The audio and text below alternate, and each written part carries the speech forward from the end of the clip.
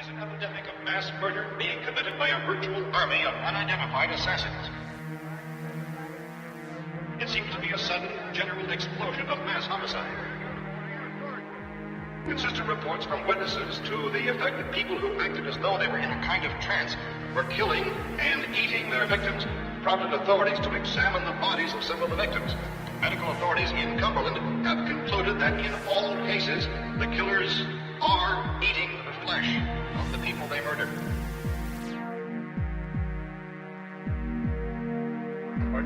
Incredible as they seem, are not the results of mass hysteria. First eyewitness accounts of this grisly development came from people who were understandably frightened and almost incoherent. Officials and newsmen first discounted their eyewitness descriptions as being beyond belief. However, reports persisted. Medical examinations of some of the victims bore out the fact that they had been partially devoured. I think we have some late word that's just arriving, and I'll interrupt to bring this to you. This is the latest disclosure in a report from National Civil Defense Headquarters in Washington. It has been established that persons who have recently died have been returning to life and committing acts of murder. A widespread investigation of reports from funeral homes, morgues, and hospitals has concluded that the unburied dead are coming back to life and seeking human victims. It's hard for us here to believe what we're reporting to you, but it does seem to be a fact. When this emergency first began, radio and television was advising people to stay inside, behind locked doors for safety. Well, that situation has now changed. We're able to report a definite course of action. Civil defense machinery has been organized to provide rescue stations with food, shelter, medical treatment, and protection by armed National Guardsmen. Stay tuned to the broadcasting stations in your local area for this list of rescue stations. This list will be repeated throughout our news coverage. Look for the name of the rescue station nearest you and make your way to that location as soon as possible.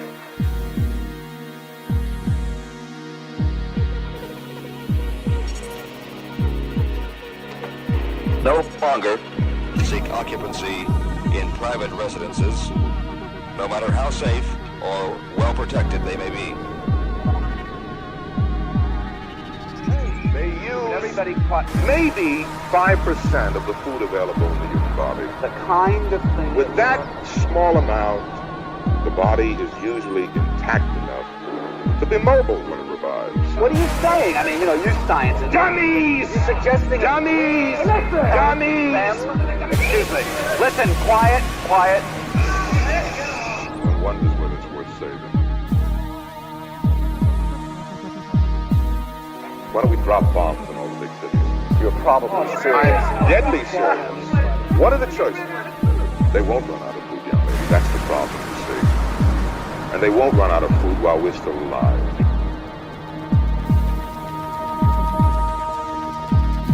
We can lift you out to safety.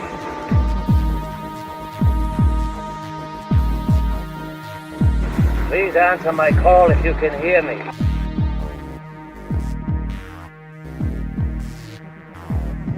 We've got to remain logical. We've got to. There's no choice. It has to be. It's that or the end.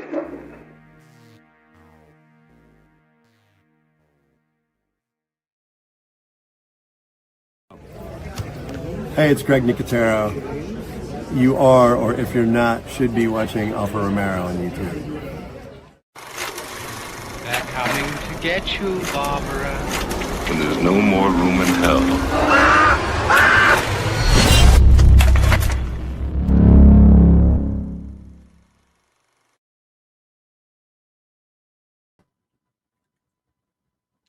And we are live. What's going on, everybody? Happy Saturday night to you all. I got a very special guest with me tonight, Mr. George Demick, filmmaker extraordinaire. How you doing, man? How are you? I'm doing great. I wanted to say I love that opening. That was just absolutely amazing. It was Thank you, thank you. Yeah, that was a long project that I was working on for a while. I was like, oh, I gotta think of something to do here for an intro video. I was like, I'll just use all the radio because that was the beautiful thing about George and those are like original three films. I don't know, I guess all the way through his Dead films was his use of the media. TV, radio, like that was kind of a new thing when Night of the Living Dead came out. So, and it kind of brought it into a sense of reality, and I think that's what kind of made, because I've always been fascinated by the idea of like people hovered around a TV, like trying to figure out what the hell's going on. We're kind of doing that right now here. I'm in Evansville and in Newburgh, and actually, right down the road, like about a mile from here, there was a big explosion today at like a factory or something. So there's like chemicals burning in the air. Nobody knows what kind of chemicals. So it's just we're kind of a shelter in place right now. So yeah, we're just kind of looking at the phone saying like, is it okay to go outside now? Is it okay to go outside now?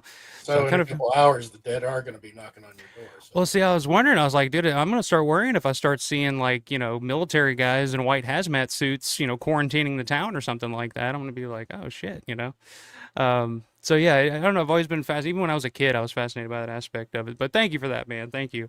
But how are you tonight, man? I'm doing great.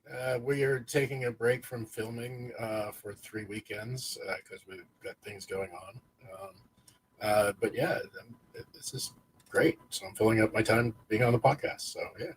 Awesome. I appreciate you doing it. Yeah, like I mentioned to you before we went live, I reached out. So we were doing the Knightriders Fan Commentary a few weeks back, and I reached out to our buddy Brandon Salisbury because I know that Knightriders is his favorite Romero film. I know he said that in the past.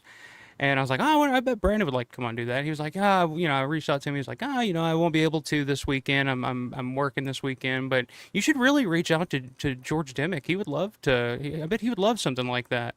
It's like, really? You think he would come on and do that? He was like, yeah, man, he'd love to do that.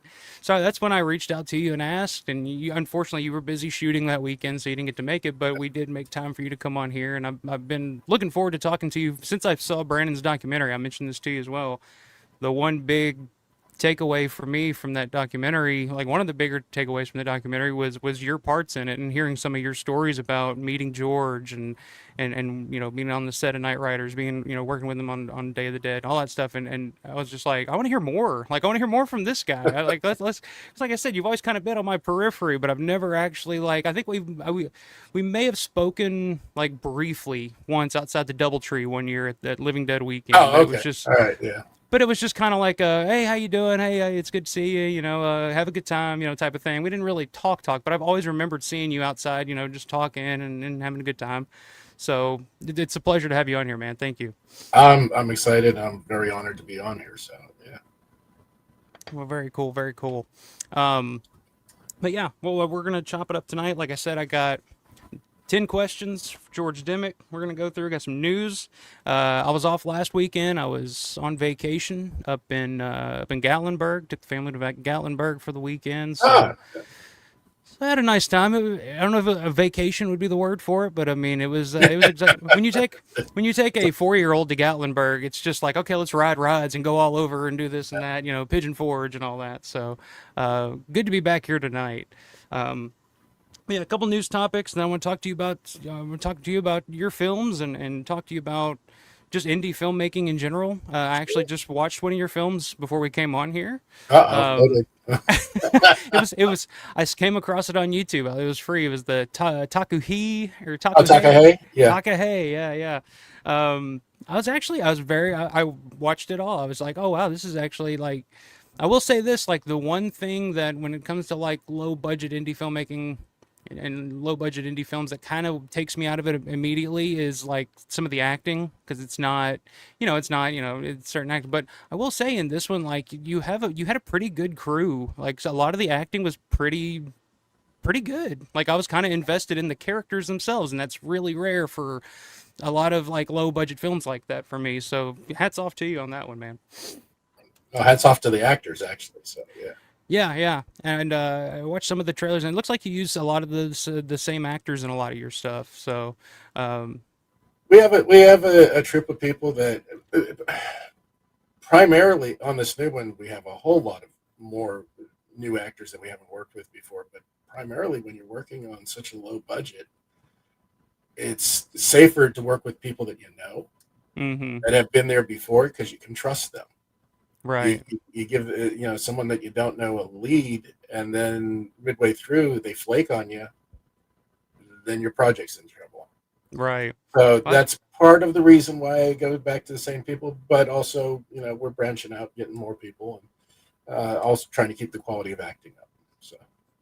Yeah, well, it came through in that film I watched. So, that's something that you can kind of see your inspiration from George, because George did the same thing. He liked working with the same people, the people he could trust. They all kind of spoke the same language, type of thing. So I definitely understand that. But yeah, we got quite a few people in the chat here already. We got Jeff Down is up. What's going on, brother? How are you? Thank you, sir. Got John Vulo, the man, the Romero archaeologist, as I call him. Were you following all the unearthing the undead that John had been working on for the past year or so? Unfortunately, I have not. I've not been. I don't really go on social media all that much, so it's.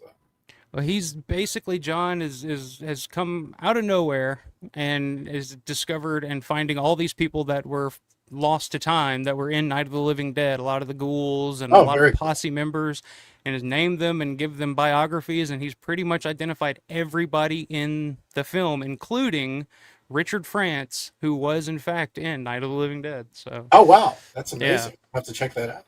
Yeah, John's the man. I can have John on here. John will come on. We can talk for like 4 hours, and time will just fly by, because I'll just let him go. I'll just like, dude, what have you found today? Like, oh, what are you working on? What's up, John? Says here till I pass out. Was out stupid late this morning. Hey, no worries, man. You work hard. So party while you can. We got Matt Landrum's in the house. Drone of the Dead. What's going on, brother? Good to see Matt. Bonnie Bailey. Hello, all, she says. Good to see Bonnie as always. PMC's Midnight Movie says, hey, guys, thanks for taking care of roads and one awesomely gory and glorious scene. Yeah, you do have a story about that we'll get to on the set of Day of the Dead. What's up, PMC?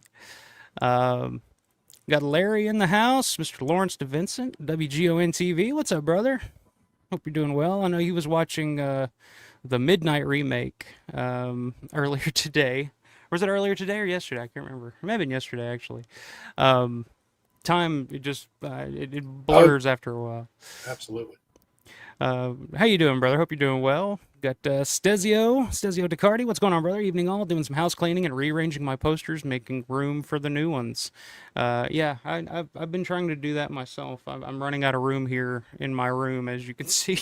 So I got a bunch of posters just kind of stashed away in the corner over there that I'm just like, I would love to put those on the wall, but I need more wall. So yeah, totally get that, man. Hope you're doing well. Got Steven Ustrack Jr. Howdy, campers. Howdy, Steven. How you doing, brother? Got the one and only Michelle Parsons coming to us from our Canadian contingent up there in Nova Scotia. What's up, Michelle? How are you? We got the Liquid Coolers in the house. Victims were apparently eaten. Chris Redfield. That's right. What's up, brother? How you doing? Larry's saying George is the man. Good dude. There you go. You got a fan. You got a fan in Larry, of course. Yeah, Steven saying stay safe, Alpha. Yeah, I mean it's been going on since like we've been in a shelter in place. Gosh, since around noon today. I didn't hear the explosion. Like I said, it's literally like I can see the cloud of smoke from my front yard, and it's. Yeah, I didn't hear an explosion or anything, but then all of a sudden I just got an alert on my phone. It was like a shelter in place. Chemical. Burning chemicals in the air, like stay inside, and the air conditioner's off, so it's a little warm in here. So, yeah, it's been no additional information. You got to love that, right? Yeah, they won't. It's almost a Romero film. It really is, like, because I was looking at like the local news here in Evansville on their Facebook page, and people are just like, "What is the chemical that's burning?" And they're just like, "They're not releasing that yet. Nobody knows." And it's just like, okay, all right. So yeah, it does have a little Romero feel to it.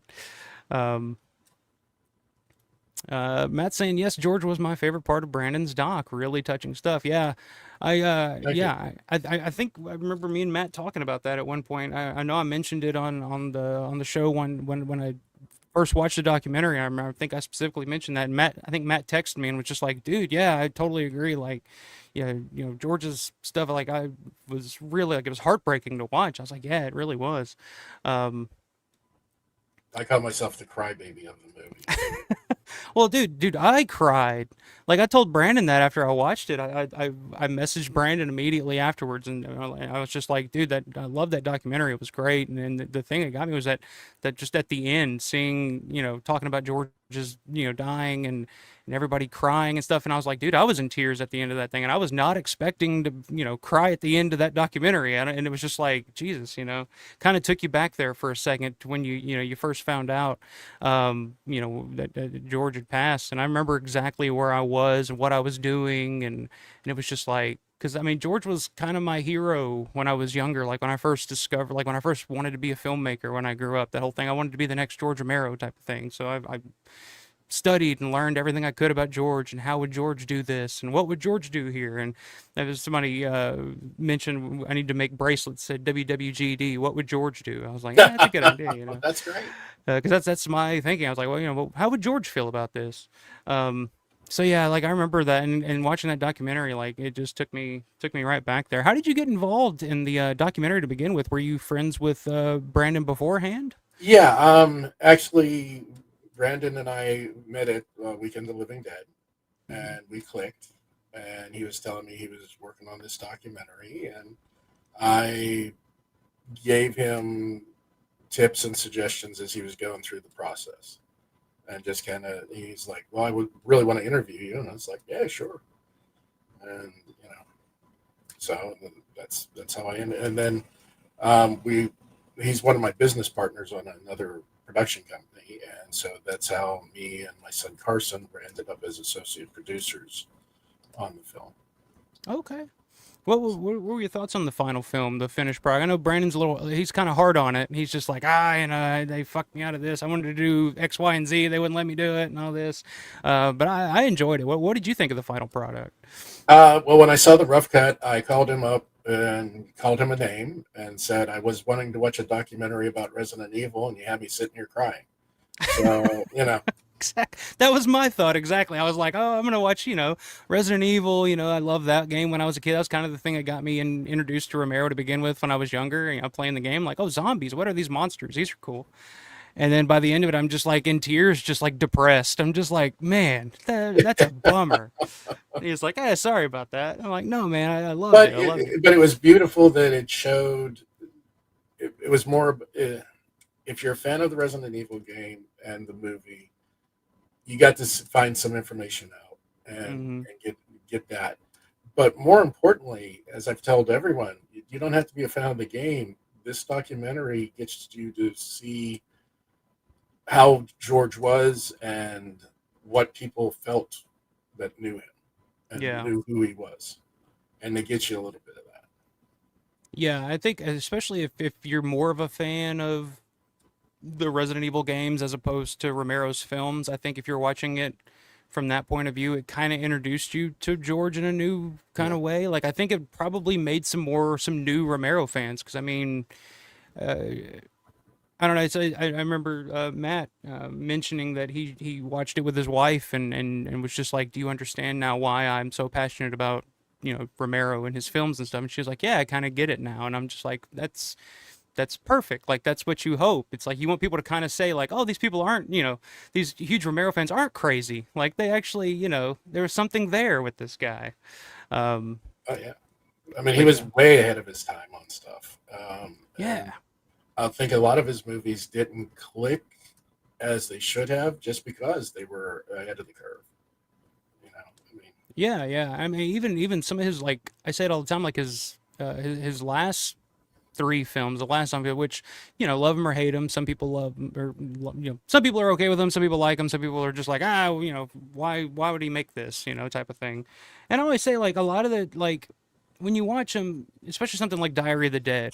Like when I first watched Diary of the Dead when that first came out, I remember thinking like, oh, this is kind of unrealistic, because why would somebody, with all this going on, somebody's dying in front of you, why would you just sit there and film it? And this was 2007, so this was like pre-iPhone and stuff, and now we see it all the time. It's like, car explodes, first thing people do is like pull out their phone, and it's just like, oh, we gotta upload this to TikTok or whatever, and it's just like George was ahead of the curve on that. He saw that's where we were headed, and I'll be damned, that's where we are now. So, but yeah, George was very, very ahead of his time. Even going back, like watching the Crazies. I watched the Crazies again during COVID, and I was just like, wow, there's a lot of there's a lot of similarities going on here. But yeah, one of my favorite films of his. I mean, it's it's where I fell in love with Richard France. I mean, because it was just it's just an amazing film. Yeah, I've always been a big fan. I've always loved the imagery of like the poster, the guy in the hazmat suit, and it's just like, because those are the villains in the movie. It's not the people that are infected, or whether they're actually like they have the bug, or if they're just reacting to the fact that their town's being quarantined. It's more about the government's response to the issue that's the villain of the piece, more so than the actual the bug or whatever.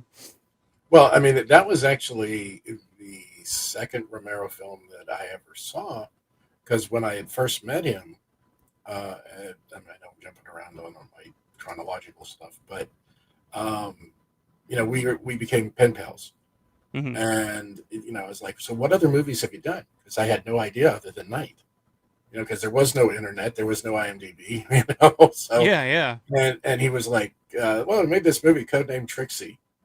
And then, like, several months later, WGN aired it, and I stayed up, recorded it, and I was like, this is great, this is awesome. And then just kept watching that movie on VHS over and over again that I taped off it.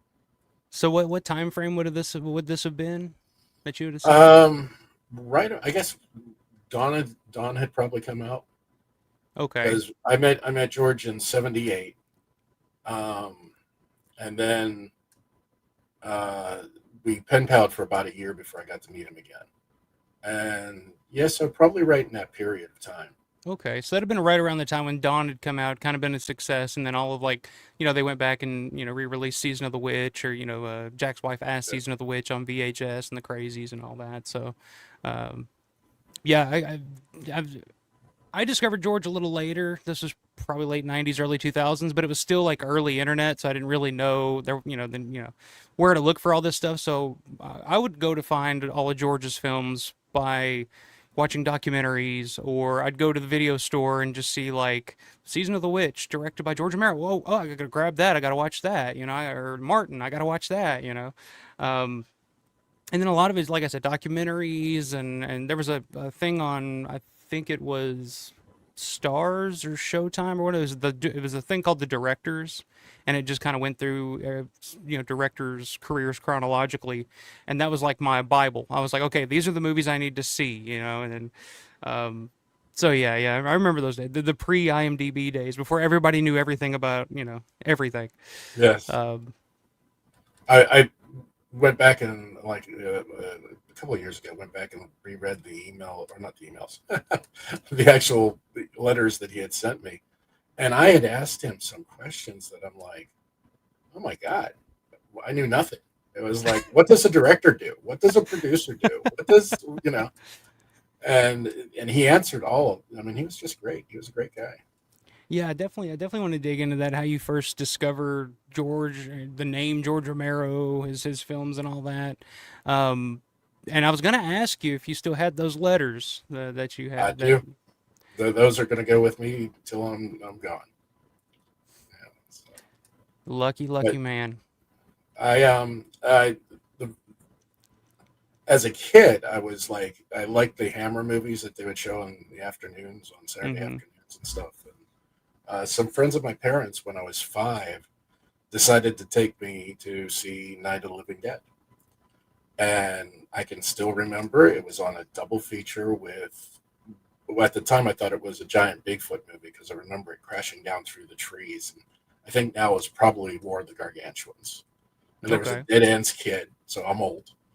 Dead Ends Kid short. And then Night of the Living Dead comes on, and the dead are coming to life and eating people, and they're saying go to McKeesport Hospital or Ormsey Health Center, whatever it is. And that was a couple blocks away from us. And I can remember coming out of the theater. It had just rained. If I close my eyes, I can smell it and see the water dripping off the bricks. And then nightmares for 6 months. So, So it did its job. Yeah. So you're from Pittsburgh originally, right? Yeah, for Salisbury, actually. Okay. And what year would this have been that you'd have seen Night of the Living Dead? Then it's 60, probably just right after. It was probably a re-release of it. Okay. On the double feature. Yeah. Okay. Because I was 5 and I was born in 63. So. Okay. So you're in Murfreesboro now. Tennessee, yeah. All right. So I grew up in Hopkinsville, in Kentucky, which is like an hour from Nashville. So We switched. Yeah, I'm all, I know all about the Nashville area. And I was like, oh, he's in Murfreesboro now. Okay, that's cool. So yeah, you're like about 3 hours from where I'm at, so I'm pretty familiar with that. Let me see here. Let me hit these chats real quick. George, is it intimidating? Here's a question for you. Is it intimidating at all being amongst dozens of zombies? Some actors say it can be pretty scary with hordes lumbering around. No, I mean, on the set was just, I was in a couple different scenes on day.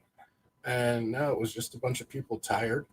Because you get there at like 5, 6 o'clock in the morning and you're in makeup and waiting until, 8 o'clock at night. No, I've never been, nervous or, any creeped out by the amount of zombies or anything. Well, see, like you saw Night when you were 5, though, so you were kind of prepared for it. I'm sure a lot of extras or cast would be a little weirded out by that. You hear the stories. Like, oh, I'm sitting at catering when there's like people with like missing jaws and stuff having eating the. And Yeah, it was like, more that's just a a weird. fun atmosphere. It wasn't really it was never scary. It was never anything other than, hey, we're getting to be in a George Romero film. Yeah. How exciting is this? How fun is this? But zombies have never been. I'll have dreams about zombies, and it's never about being afraid of them. Yeah, I don't know if it's funny because I don't know if I've ever. I'm sure I have, but nothing that really stands out to where I'm just like, had a dream about zombies. I've never, like, even when I was younger watching this stuff, it never like scared me. Like the zombie aspect never scared me. It was more of the aspect of like the world is falling apart. I've had those nightmares before where it's like everything's, the apple cart's been upset. It's just like everything's whacked out. Everything's screwed up. That's more scary to me than the actual monster itself. So I don't know if I've ever actually like been fearful of the idea of a zombie apocalypse, really. In that way. Now, having said that, as far as watching the movies, you watch the last 15 minutes of Night of the Living Dead late at night with the lights out.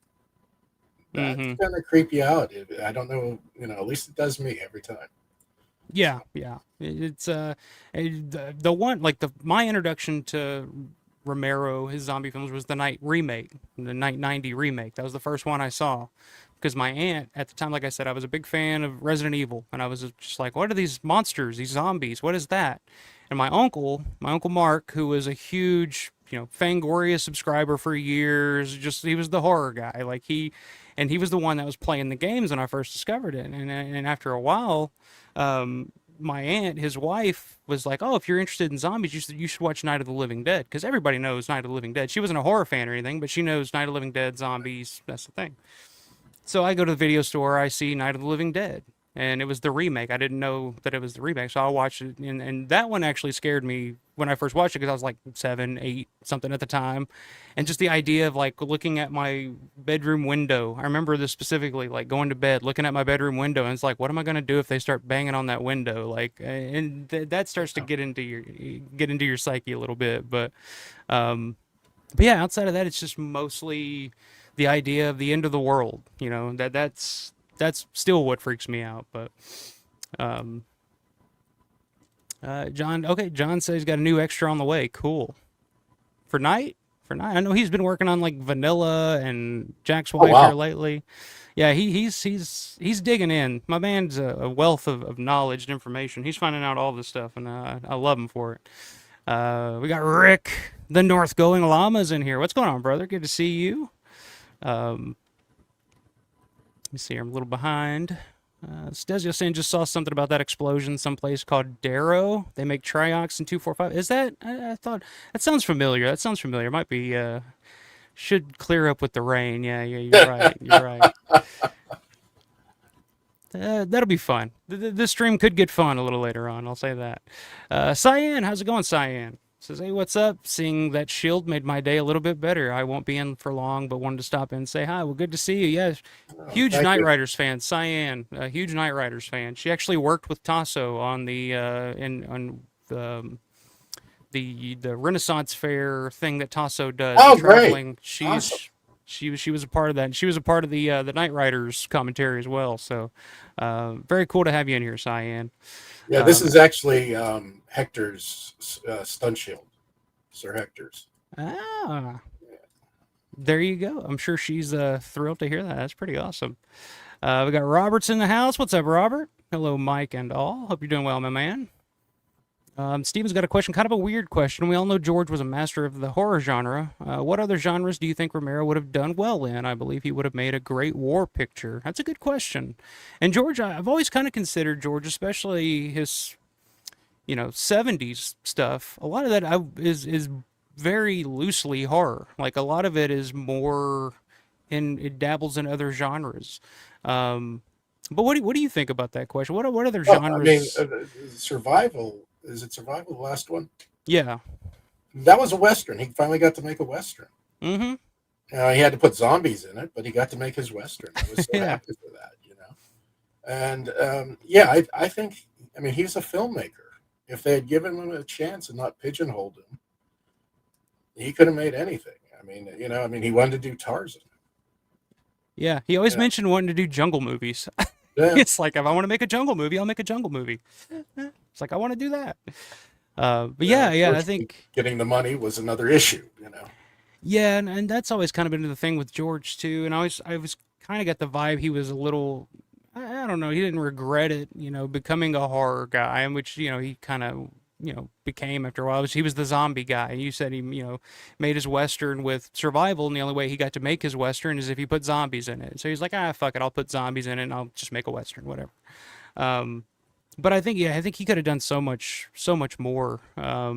Just a drama, even, just something, and it's a lot of those type of films. Like for me, like Martin is like my second favorite Romero film behind Dawn, and Martin is definitely more of just like a not a coming of age picture, but just kind of a character study of this kid who's mentally fucked up, like, and his surroundings and all that. And I find that way more fascinating than. Oh, you don't think he was a vampire? No. But who knows? He may have been. Who knows? But I think that's the beautiful thing about that movie is that it leaves it up to interpretation. It's a discussion. When you leave the theater, you can have that discussion with whoever you're watching it with, type of thing.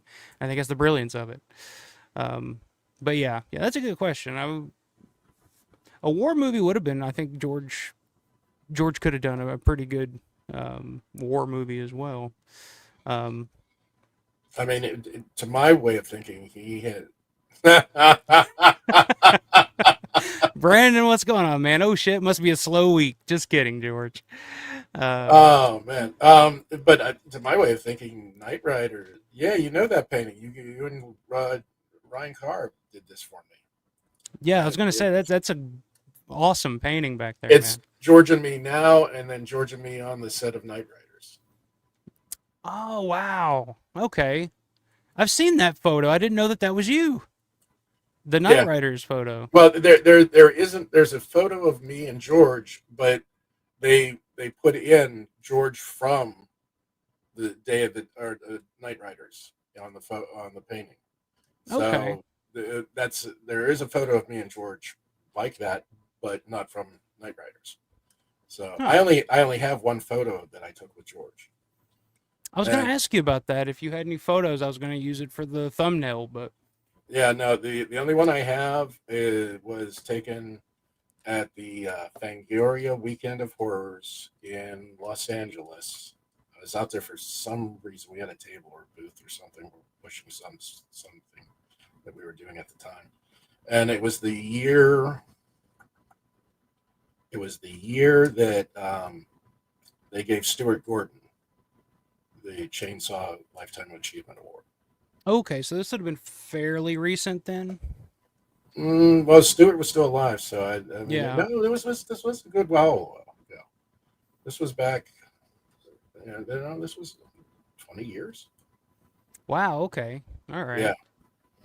And I remember George had a line just outside the building, and went over and said hi to him, and he was going to take a smoke break, so I went out with him, and we actually got a picture I have of him with me. So it was cool. That's, man, I met George once in 2008, Texas Frightmare Weekend down in Dallas. It was the 40th anniversary of Night of the Living Dead. They had the screening. Everybody was there. George Casana, Bill Heinzman, Russ, Russo, Judith O'Day. Everybody was there. And it was the first time I was going to anything like that. I was a huge fan. It was just like, oh my God, I'm going to meet George Romero. It was like, the crowning moment of my life at that point. I was 18, 19 at the time. I think I was 19 at the time. And so I get there, and that's the first thing I do. I go, well, actually, the first thing I did was Tom Savini and Greg Nicotero had a panel that I went to that I had a story about. But other than that, there was a line around, and I was just like, all right, I'm getting in George's line. And George came, sat down, and started signing, and I could see him from a distance. And it was just like, it's just a surreal moment where it was just like, oh my God, he's a real guy. He's a real person. Like, oh, And so the line gets there, and the whole time I'm thinking, I'm just like, oh, what am I going to say? Like, there's so much I could say. Like, there's so much I want to say. Like, oh, man. So I start working it up in my head, and I'm like, okay, I got the perfect thing. I'm going to say. So I get up there. It's getting closer. And I get up to him, and he's writing something down. He looks up at me, and he does this thing because he always said he was deaf in one ear, so he'd listen in when you were talking to him, and I just froze, and I was just like, I'm your biggest fan. The most fanboy thing you could say. I was just like, I'm your biggest fan. And he was just like, oh, wow, that's awesome. It's great to meet you. I've always wanted to meet my biggest fan type of thing. And just really just disengaging immediately. I was just like, oh, this dude's as cool as I was hoping.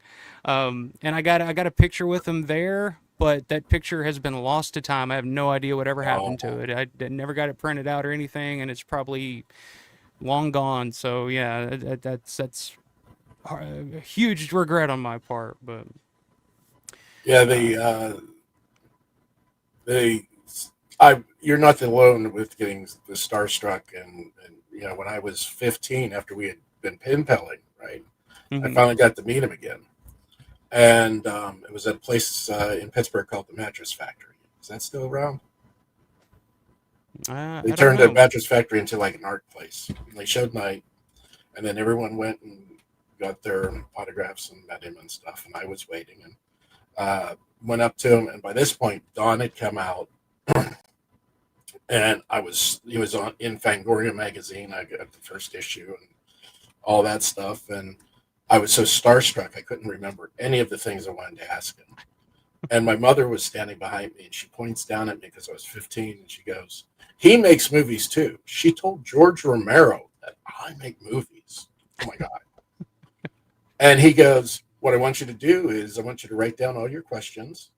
I want you to come down to the office and spend an afternoon with me, and I'll answer all your questions.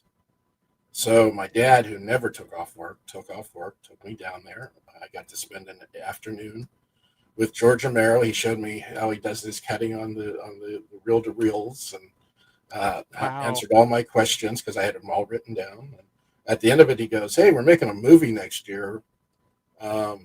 Would you like, it's about knights riding motorcycles. Would you like to be my apprentice? Yeah. Yes, I would. I don't think my feet touch the ground, for months, And so, yeah, to my knowledge, I'm the only person that was an apprentice to him. Yeah. Yeah. So how did your parents feel about that? You're 15 years old. You're this crazy guy that's making these crazy movies about the dead coming back to life and eating people. All of a sudden, this guy wants to take you in under his wing and say, oh, come on down to my office. So were they just like, I don't don't know. Oh, no, no, about no. that. My mom loved George.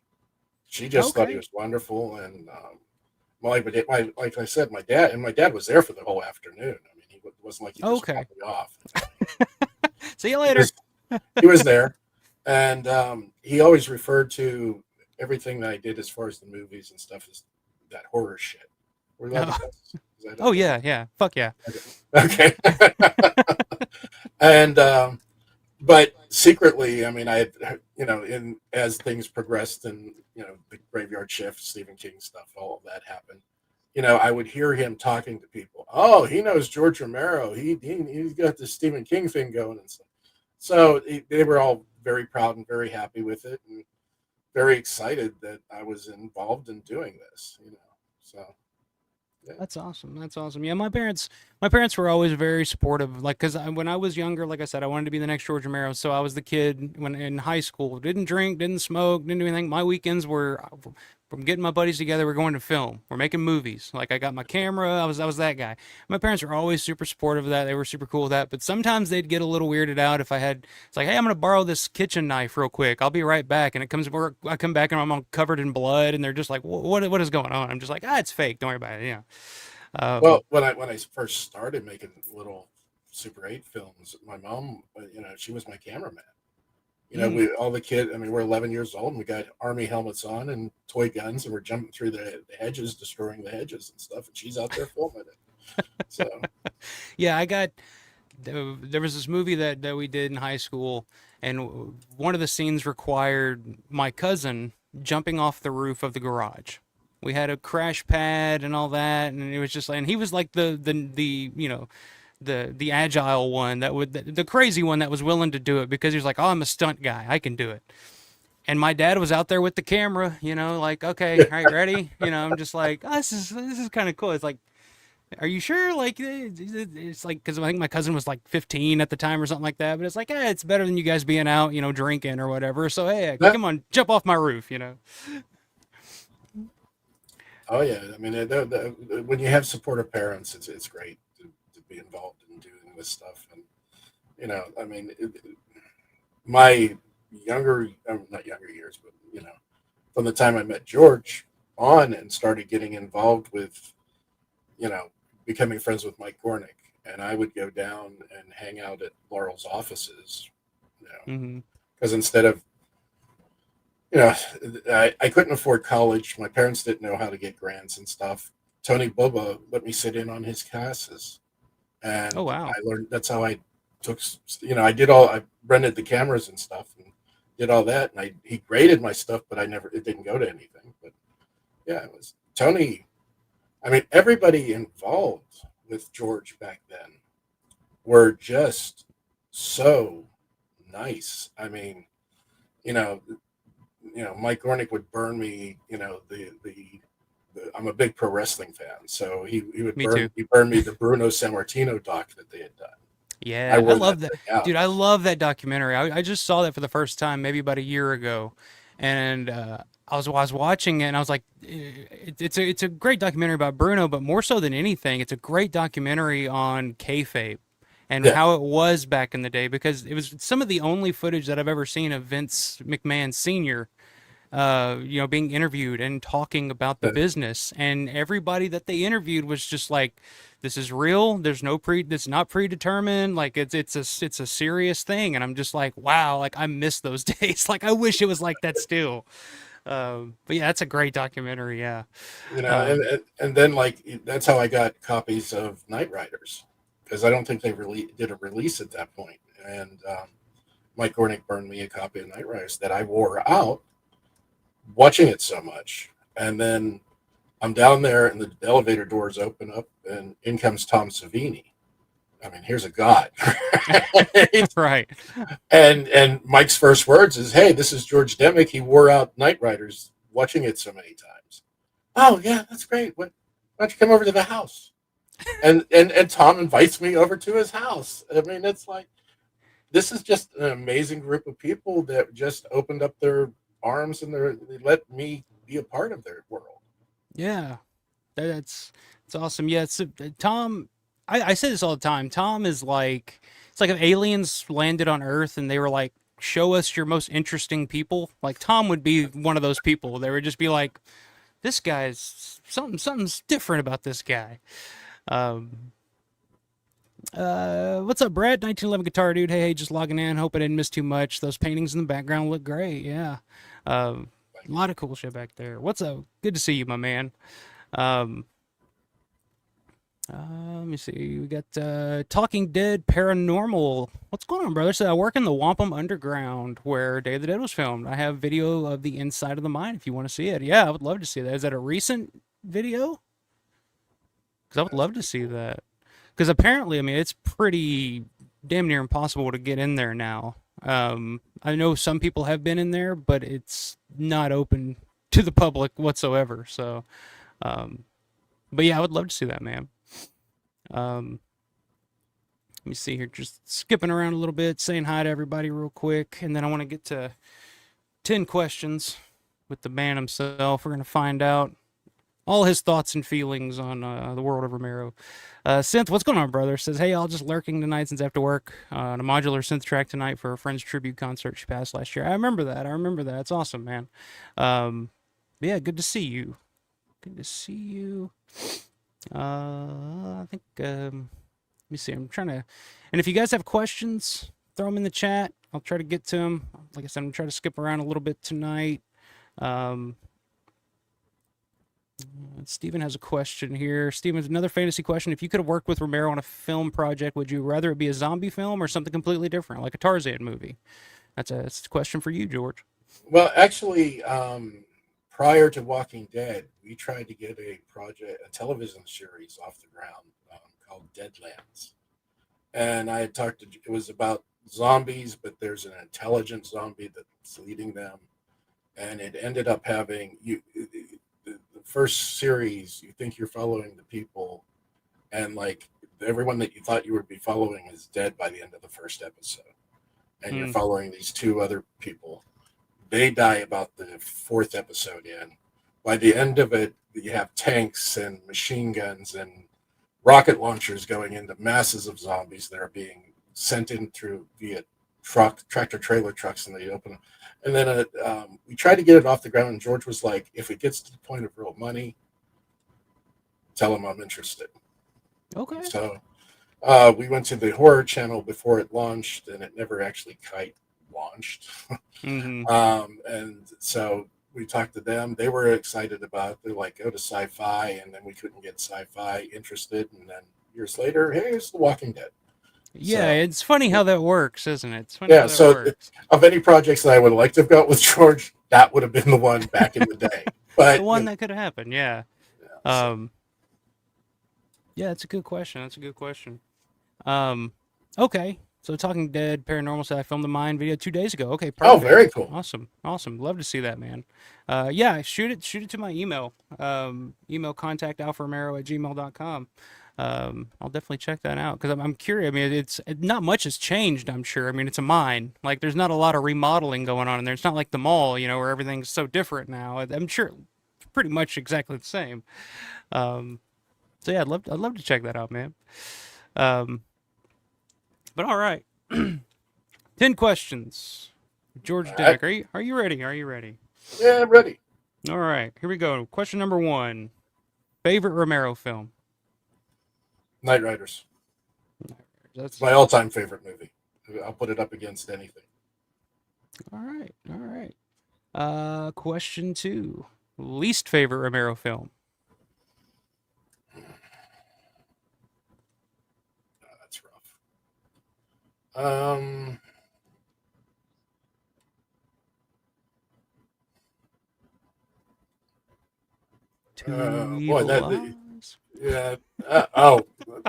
Thank you. Forgotten about that one.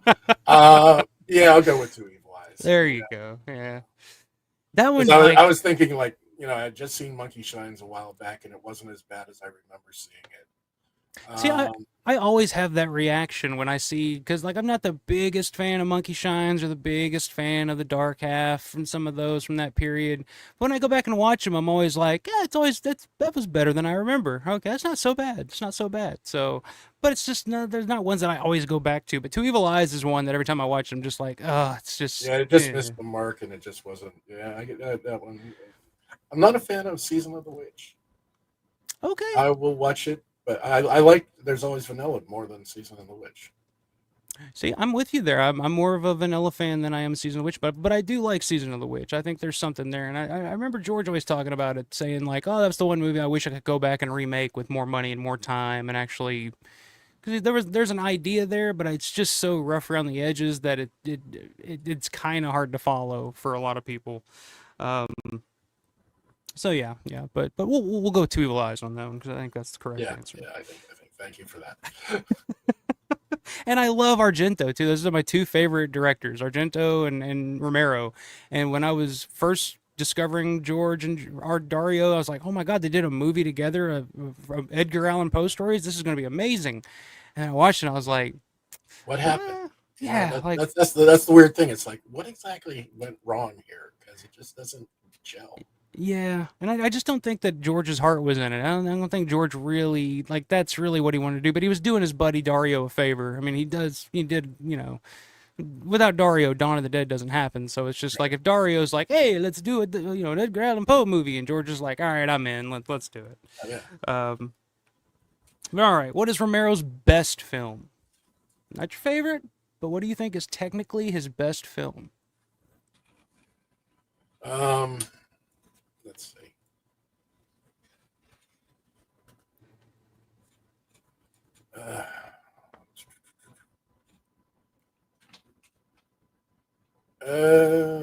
See, it all depends. I mean, if you're going, see, I love the early stuff because it's not technically perfect, but it's all made with love, and you can feel that when you're watching it. Yes. The later stuff like Monkey Shines and Dark Half, they're slicker, but they lack heart for me. I agree. So I still go with Knightriders as his greatest film. Oh, and I do have the absolute worst George Romero film. Iron City Ass Kickers. Somehow I knew you were going to go there. Yeah, absolutely. As a wrestling fan, you didn't even like it. I didn't. From top to bottom, I was less like, we're not even. I'm going to say stuff, so I'm not going to say stuff. Let's just move on. Floor is yours. Floor is yours. Come on. I don't think it should have even been released. I think if you are a fan of George or a friend of George's, you would look at that and go, no, this shouldn't be released. This was just George. I don't even know. I didn't even. I get angry the fact that this was released. It to me, it doesn't tarnish anything because it's such a non-entity of a thing. But it was something done when he was down. He was just wanting to do something. They didn't have a budget, obviously. And then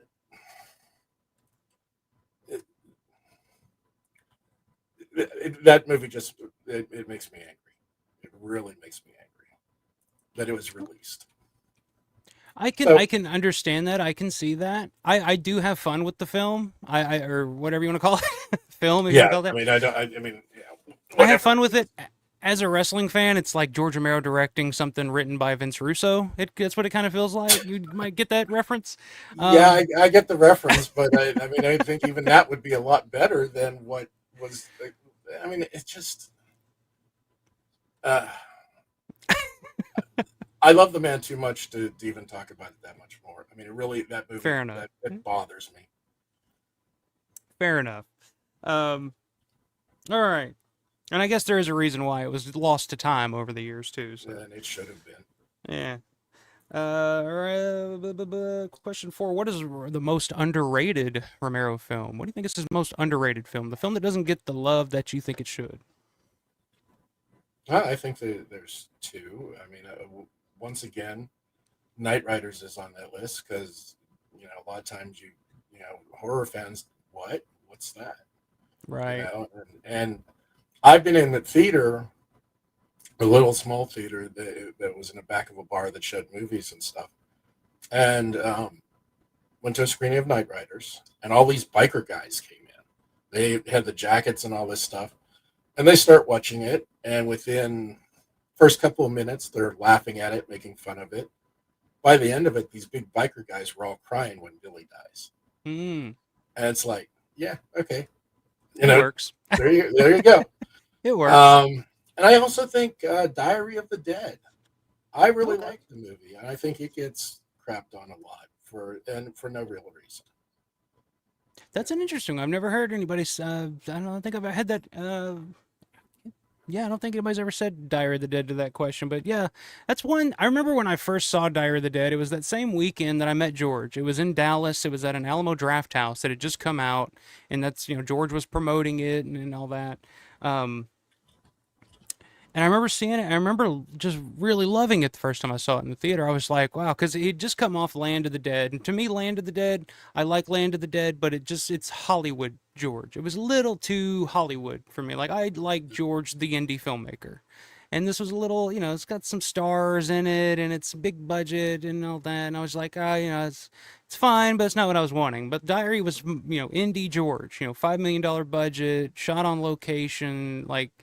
And I was like, okay, that's what I wanted to see. Like that's what I was wanting. And over time, it's kind of softened a little bit. I can see some of the flaws and stuff. But again, like I said, the concept of that film, way ahead of its time. And and some of the the first person stuff, I think George may not have executed it as well as he was probably hoping. But again, it probably comes down to money and time.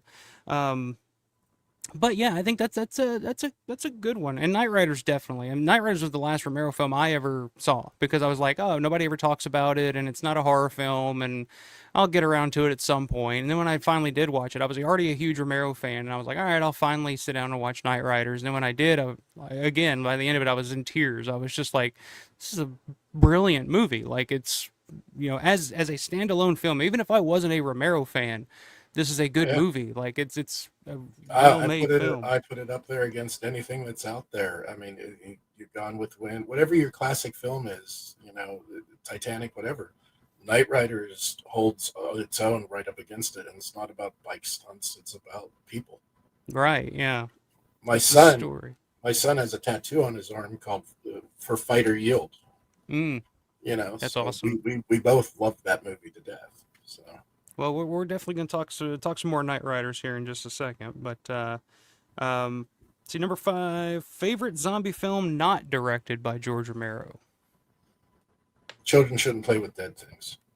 See, a lot of people say Nicotero was in the chat one night, and I came across that question, and Nicotero, that was his answer. He was like, children shouldn't play with dead things. I was like, yeah, that's a good one. That's really early. Like that's a couple of years right after Night. Too another film way ahead of its time. And you went creepy scenes. You're tied up in a cemetery, and the dead are crawling up out of the ground all around you. Oh my God, how scary is that?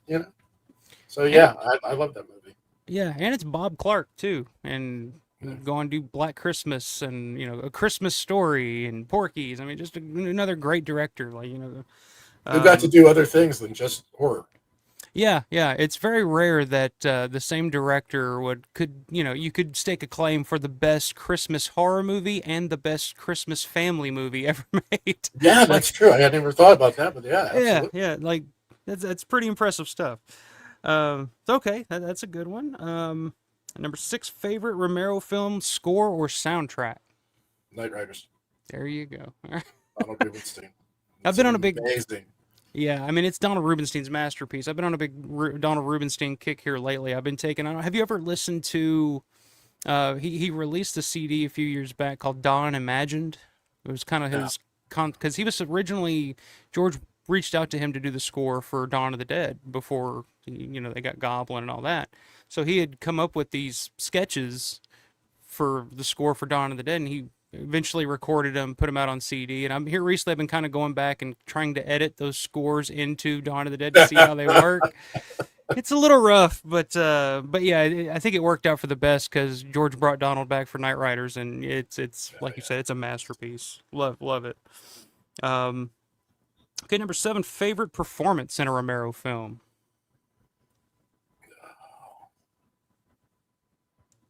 Oh man! Once again, I'm going back to Knightriders, and it's a toss-up between Ed Harris and Tom Savini. I think Tom's delivery.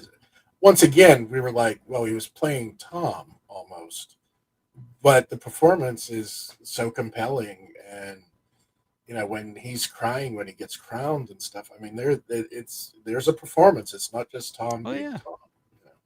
Yeah, and I always say this, like that's to me, like that's Tom's definitive performance in anything he's ever been in. Like that's his best performance is Knightriders, and that's the moment that like hooked me for life after watching that movie for the first time was at the end when Tom, because here I am, this teenager who's big into horror, big into Romero, and all I know Tom from is like crazy stunt guy, crazy special effects guy, like he's, the master of splatter, and here he is breaking down at the end of this movie, and I'm just like, I was not prepared for that. I was just like, it's like, it'd be like seeing, Rambo break down and cry or something to me. It was just like, here's like this larger than life guy that you have this mental image of, and then here he is just like breaking down. I'm just like, God damn. It still gives me chills anytime I see that scene.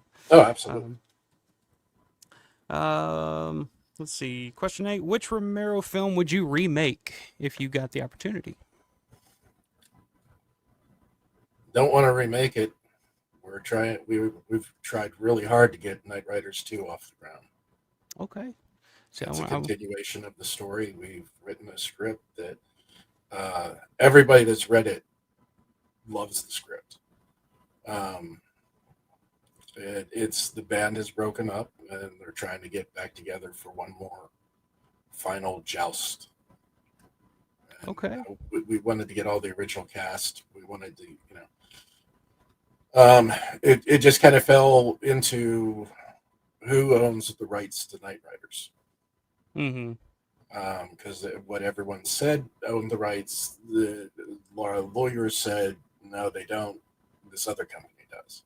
And then trying to get them to even talk to us was a problem.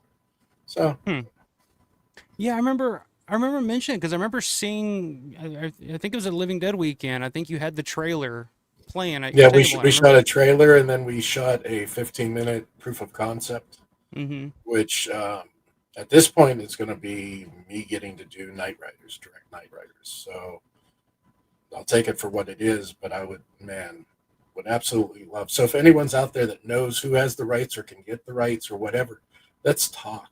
Because that's a movie. You want my arm? You take my arm. You want my leg? Take my leg. I want to make that movie. So. Yeah, that's so here recently I guess they just rediscovered I don't know if it was the original camera negative or an interpositive or something for Day of the Dead, and then the question was always, whatever happened to the original film elements for Knightriders, because that's one film that hasn't had a 4K restoration yet that really could use it. So yeah, I guess it all kind of goes back to like nobody knows who owns it, nobody knows where the print is, nobody knows anything, But that was something I definitely wanted to bring up and discuss was the Knightriders 2 thing and kind of find out a little bit more that, so is that just kind of up in the air right now? Is there no immediate plans for that? It's up in the air. I mean, if somehow we were able to get the studio that supposedly owns the rights, we've contacted them. They haven't contacted us back to even acknowledge that we've contacted them. So unfortunately, it's kind of a dead issue unless something miraculously happens. We've talked about possibly doing a original take on it, and we have an idea for it. But my passion lies in actually telling the continuing story of these characters that we love to death. Right. And will I maybe do that other one? Maybe. We'll have to wait and see. But that's the story I want to tell, because we actually had it blocked out we wrote the script for the second one. We wrote 2 treatments for the third and fourth film, Mm-hmm. and we wanted to pitch it as a franchise. Interesting. Yeah. So, so when you attack something like that, when you conceptualize, oh, I'm going to do a sequel to this movie that a lot of people really love, is there a fear or some trepidation on your part of saying, like, do I really want to go there, even if it is coming from the right place, which I fully believe that it is? Do you feel like maybe I don't want to tread on that water just for the the backlash from the fans of just like, how dare you try to sequelize this movie type of thing? Does that ever cross your mind, or is it just like, fuck it, this is what I want to do, and I fully believe I can do it justice type of thing? We came from the place of, we absolutely, like I said, love the movie. Absolutely love the movie. Think it's the greatest movie ever made.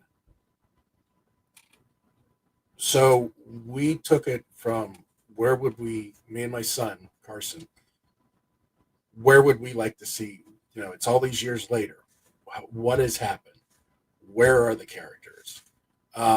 Rocky is off driving monster trucks, so, and, Morgan is depressed over how it all ended, and he sells motorcycles for a living, and absolutely the only time he's even remotely happy is when he's talking to a potential buyer about the bikes. Mm-hmm. And so Lynette and Alan are actually now part of a professional. They're doing the circuit with a Knightriders type of gimmick thing, and Morgan finds out about it, and he goes back to him and he's like, you can't just start over, and he's like, what do you mean? We broke up, dude. There was nothing to start over with. I mean, it's this promoter came along, offered us money, we took it. I mean, what's the problem? And then the promoter figures out a way to kind of capitalize on that interest, on the fact this whole troop, you go get your guys together. I'm gonna, let's do a pay-per-view where we're gonna fight you guys against our guys. And the promoter's just wanting to turn a buck, which is fine. But it's more about getting the people back together, dealing with all the issues and the truths of that breakup and what all has happened. And I love the script. I love the script. I love the story. And no, I'm not, to answer your question, I know that was long-winded, but no, it doesn't bother me, because I know we would have done it absolutely right. It wasn't a money grab. It wasn't anything. It was for the love of seeing these characters, not just this movie, but seeing these characters. I don't want to reboot Knightriders. Knightriders is the greatest movie ever. I want to see more of the story of what happens with these characters. Mm-hmm. So everyone who's read the script loves the script, including some of the people involved in the first one. And is what it is. Well, I mean, I'm definitely interested in checking it out if it ever does get made, if I can help in any way to get it made. But yeah, that's something I've always thought, because I remember a few years back there was the big promotion. They were trying to get Night of the Living Dead 2 made. Yeah. That was a big thing. And it had, Lori and Terry and Jarlath involved. And people still ask me about that to this day. It's just like, whatever happened to that? And I was like, I just don't think it's. They were trying to raise money for it. It didn't happen. But it like garnered a lot of attention. People were really interested. Of course, it's Night of the Living Dead. Of course, Knightriders is not as beloved, of a film as something like Night of the Living Dead. But I think for like hardcore fans of Romero and Knightriders, like, I'm all for seeing these. I'm all for seeing any chance I can get to see Tom Savini on screen. I'm there. Like when I saw Terrifier 3 and I'm sitting in the theater, and then Tom Savini pops up on the screen, I about jumped out of my seat, and I was like, oh my God, it's Tom Savini. Yes. It's like, that's my most exciting thing. So yeah, I definitely any excuse to see those guys on screen again and kind of bring the troop back together, as they say. But but yeah, I hope you can figure that out, and somebody can figure out who the hell owns the damn thing, and we can, maybe see something with that in the future. But all right, I got 2 more questions. These are kind of silly questions, but number 9, fast zombies or slow zombies? Slow. Yeah. Fast zombies, which I love the remake of Dawn with the fast running zombies. But the problem is, if your entire neighborhood is after you and they're all running and they don't get tired, you're going to die. Yeah. So the enemy was too great. Then they're doing things like, oh, we're going to push a manhole cover up in the middle of all these zombies. They're not going to notice. And you're going to make it into this building. You can't.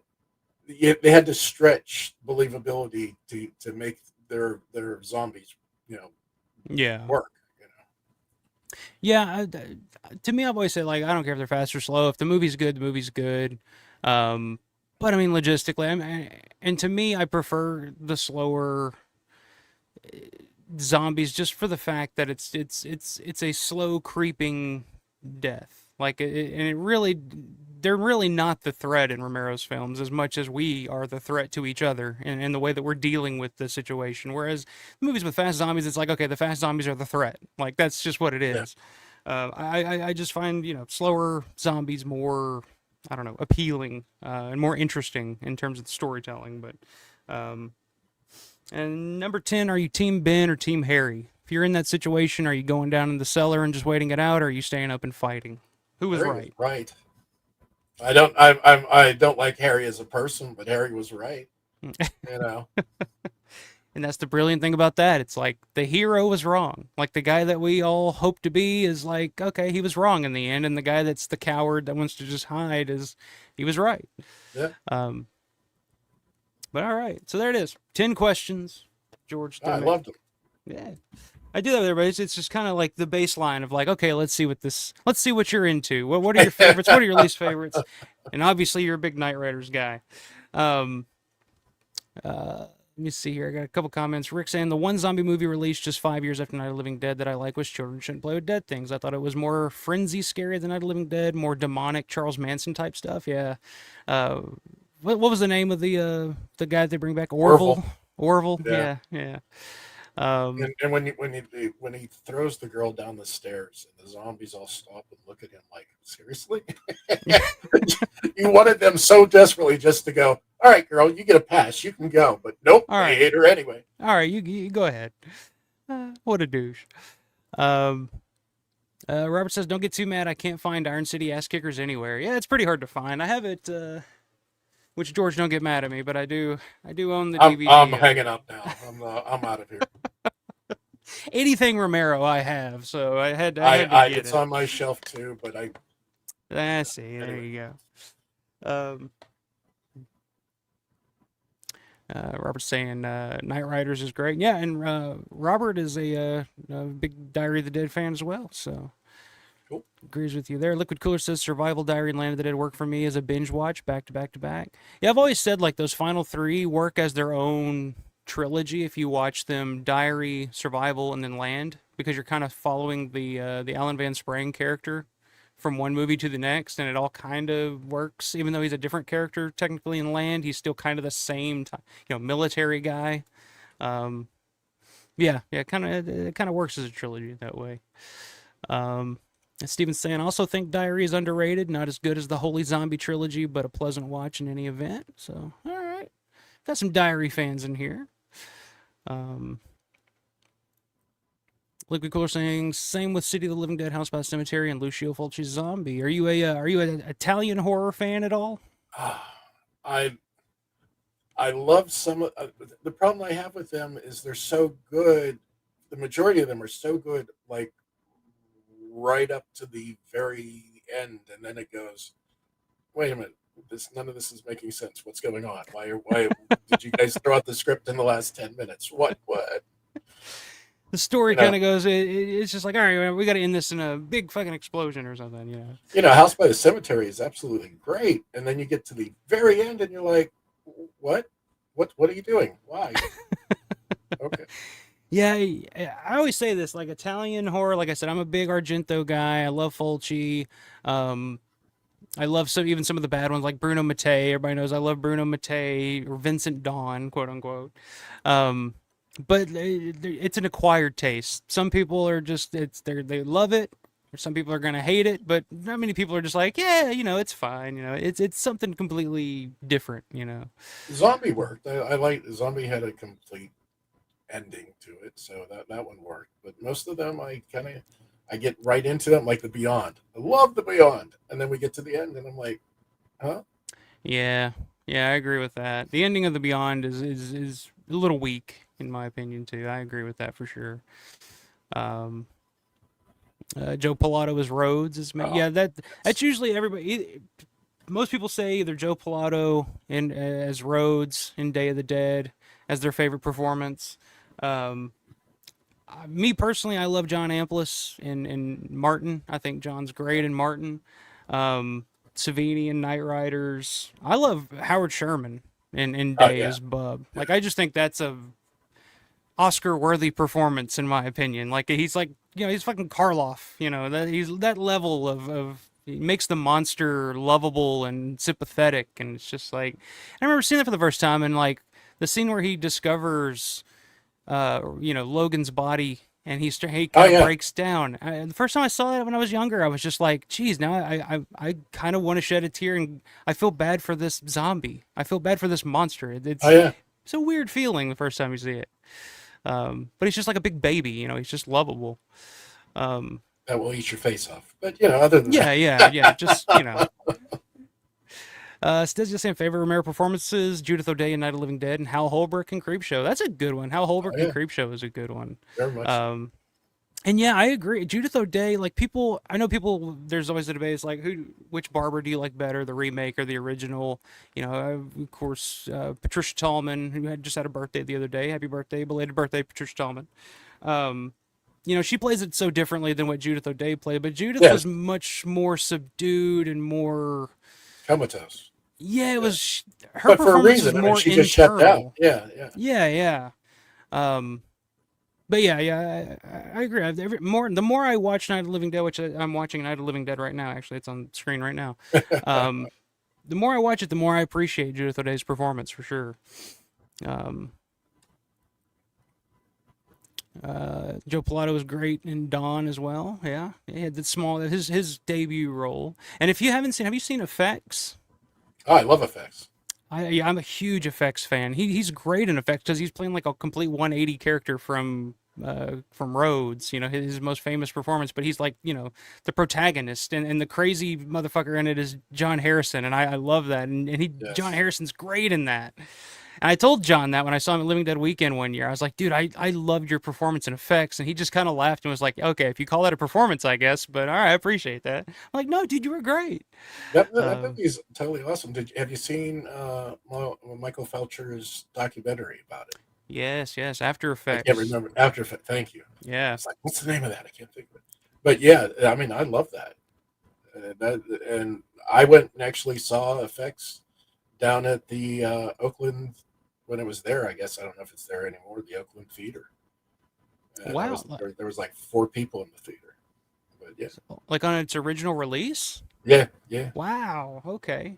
That's pretty awesome. Like that's one you never hear anybody, because that was like kind of a movie that was lost for years. Like people was just kind of like, it's a, it never, because I don't even think it got a VHS release back in the day. No, I don't think so. No. Yeah. So yeah, I'm a huge Effects fan. Love Effects.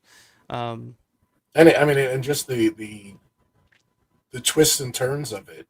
You think you're watching a movie, but you're not watching a movie, and then it's a snuff film inside of a movie. It's like, it's just it's very disturbing too when they're watching the actual snuff. It's so well done that you're kind of like, Jesus Christ, are they actually watching a real snuff film? Like, is this? It's a really well made, ultra low budget Pittsburgh movie with early Savini, early Pilato, John Harrison. Like it's, and of course, I think Marty Schiff's in there too. I think. Yeah, I believe Marty Schiff, Deborah Gordon. Deborah Gordon's actually really good in it as well. So that's another one I highly recommend all the time is Effects. Let me see. Where was I here in the comments here real quick? Try to catch up with you guys. Steven's saying if you get the rights straightened out, Knightriders is the definition of a niche movie. You might have to crowdfund for it. Yeah, that's a good point. That's something we discussed. I don't know, one of the streams here recently was the whole idea of crowdfunding. Have you ever dabbled in that, or what are your thoughts on crowdfunding projects like that? Because I know you have to have the audience to crowdfund. right. I mean, because we tried crowdfunding on one film and it was honestly a disaster. We didn't make anything really. But people are doing it. People are crowdfunding for and raising $300,000 for like a Resident Evil fan film. Yeah. And so it's possible. It can be done out there. I think the budget would be too big to crowdfund. I think to do it right. We're talking at least $1 million because there's bikes and there's stunts. I don't want to do CGI stuff. I want to actually have stuntmen and do it right. That's a good topic of discussion. We were having this discussion the other day in one of the group chat that I'm in with Matt Landrum, Paul Farver, and some others. It was just the whole idea of AI and the future of AI, and it got me thinking, like, what is, and I'd love to get your take on it as an indie, low budget filmmaker. Where do you think the future of filmmaking and the advancement of it, because I mean it's advanced so much just in the last couple of years. Where do you think that AI is heading? Do you think it's going to be a good thing for independent filmmaking, or do you think that it could be a bad thing? Because instead of just spending the money to actually make a film, you can just go to your computer and type, hey, guy falls off a motorcycle, and it'll generate a guy falling off a motorcycle. So what are your thoughts on that when it comes to like AI and then the future of artificial intelligence?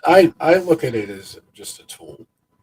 I don't look at it as that's how you make the entire film. I don't look at it that way at all.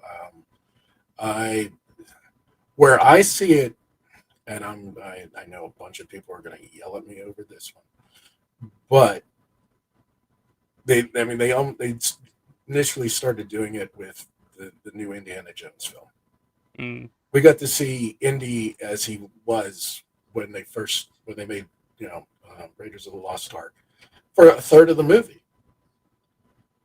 How cool is that if we have Indiana Jones and you can make movies forever with that Indiana Jones character, as long as people in the States and everything's getting paid and it's done right and people are not getting abused or their image abused or their sound abused. That would be amazing. They have Jimmy Stewart make a film now. Yeah. It's there. As long as everyone's getting paid, that's what it comes down to. And you got permission. You got the estates saying, okay, yes, you can do that. You can't just go and make Jimmy Stewart and not have permission to use Jimmy Stewart, right? Right. But I think that would be amazing, and we can do so much with it. But once again, if somebody's abusing it, then it's a problem. But for me, I look at it as a low budget filmmaker.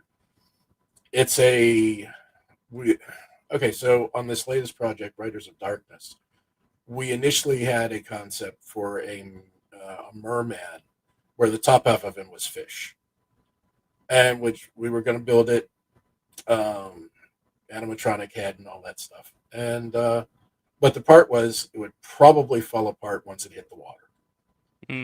So we were talking about AI for possibly using for just the swimming shots, a couple of quick swimming shots. We were talking about that, but I mean that's using it as a tool. That's not using it to completely make a whole movie. Right. So I don't find it. I find it just to be another tool unless it's really abused. Yeah, and it's like I said earlier. It's like my brain always goes to, well, what would George think? What would George do? You know, I'd love to get his thought. Like, what do you think about AI? Like, 'cause I remember when CGI was the thing in like the 2000s, where it was just like overly done, where everything, like, it's like every creature was CGI and everything. And it's, it's snowballed into what, Marvel movies and stuff are now, which is like mostly CGI. But George always says, Right, like, those movies aren't bad either. I mean, once again, it's a tool. Right. I mean, people may not like, those movies or whatever, but they're enjoyable, they're fun, and I mean, it's like Jurassic Park. Jurassic Park, when you first see it, is absolutely amazing because there's a T-Rex actually there running after a Jeep. It's like, yeah. I didn't have a problem with CGI then. I don't have a problem with AI now. I mean, it's a tool, and if it's used right, it makes everything better. Yeah, I agree with that. I always use it's when George would always say like, oh, CGI is great when you use it to take Gary Sinise's legs off in Forrest Gump, but when you actually when your whole movie is based on it, then it's kind of like, all right, now we're kind of crossing the line there. I kind of feel the same way about AI, and I also worry because with AI, for one, with AI you can get how to word this. I worry that AI is going to cut out smaller artists, whether it's filmmakers, painters, visual, visual artists, whatever. It's going to start cutting them out because if you can just go on your computer and just type in, make me a logo that's this, this, and this, and this, and this, you don't have to pay an artist to do it for you, and then. So there's the bad side of it, but at the same time, I also kind of feel like for especially like in low budget indie filmmakers, it almost levels the playing field as well because you can also achieve certain things that you would never have the money or time to achieve without. So at the same time, like it's good and bad. It's my biggest concern with AI really is: are we rolling towards Terminator? Yeah. They all say no. It's Skynet, But at what point? I mean, that goes back to back when they were testing with the military. The Pittsburgh Post-Gazette had this back in the 90s. They ran the article once and then didn't run it again, where they were testing to revive soldiers. And it's like, oh, hey, nothing can go wrong with that. Yeah, right. It's like every the perfect start to a zombie film right there. It's like, oh shit. But yeah, I don't know. I don't know where it's headed. It's advancing so quickly, and it's becoming more and more accessible. Like I see so much of it now that it's almost becoming normal in a weird way. But I do hope that it is used more so as a way to, like I said, level the playing field more so than overtake. One thing I'm deathly afraid of is that one day you'll be able to go on your computer and just type in, I want to see a movie that, with starring Arnold Schwarzenegger, that's this, and this, and then this happens, and it makes your own movie to the point where we're all just making our own movies and just watching our own things, and where we become further disconnected from each other as opposed to, all watching something. They have too much of an imagination because they have to tell the computer everything.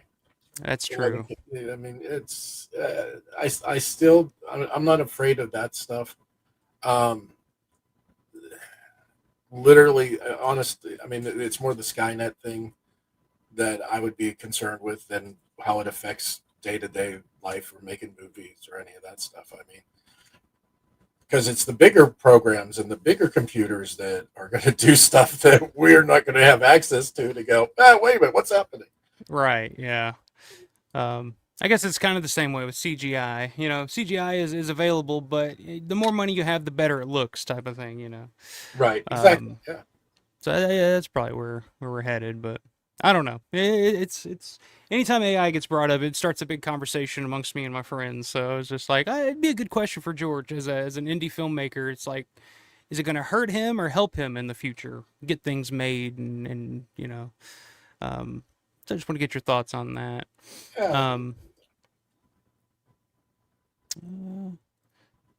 Your son chiming in. Gary Lottie as Sir Alan was underrated. Same with Patty Tallman as Julie Dean. There you go.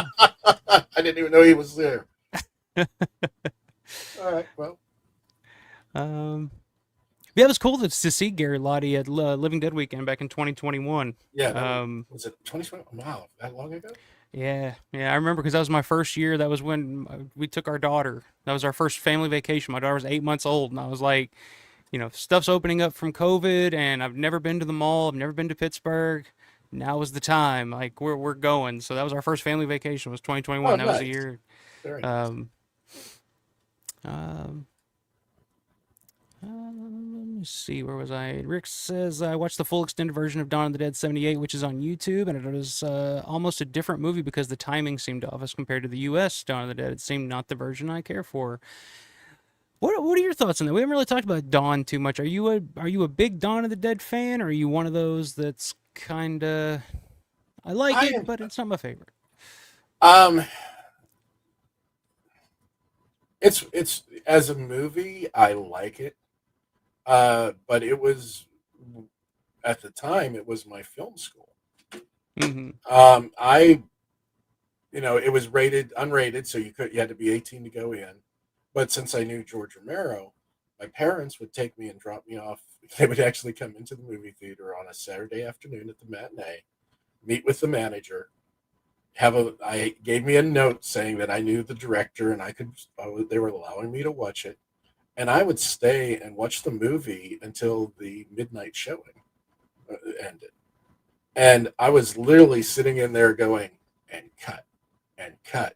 And I watched it and I learned pacing, and I learned as much as I could just by watching it and knowing that I knew the director and that it was made in Pittsburgh. It was like, okay. And then you watch it enough times and you see the little bit of flaws. Like you see Tom hitting the trampoline when the truck hits him. But that's part of what makes it so special. Yeah. It's like, okay. And it's the one thing I took away from it was that your film doesn't have to be Hollywood perfect. Right. You just have to tell a good story.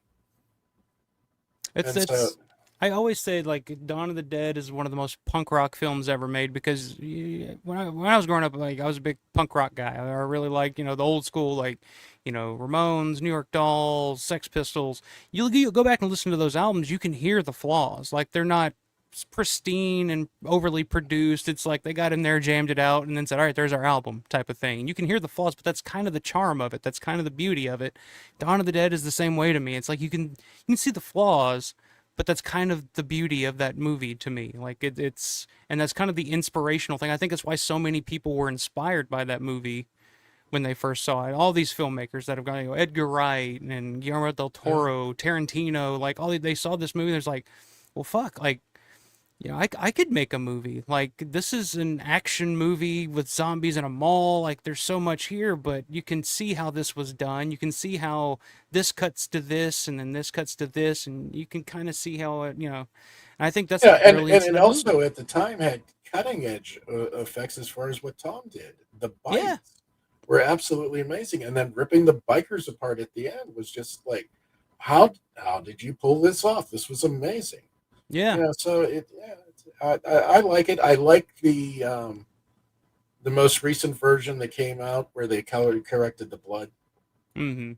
Because now it doesn't look like red crayons. It looks like.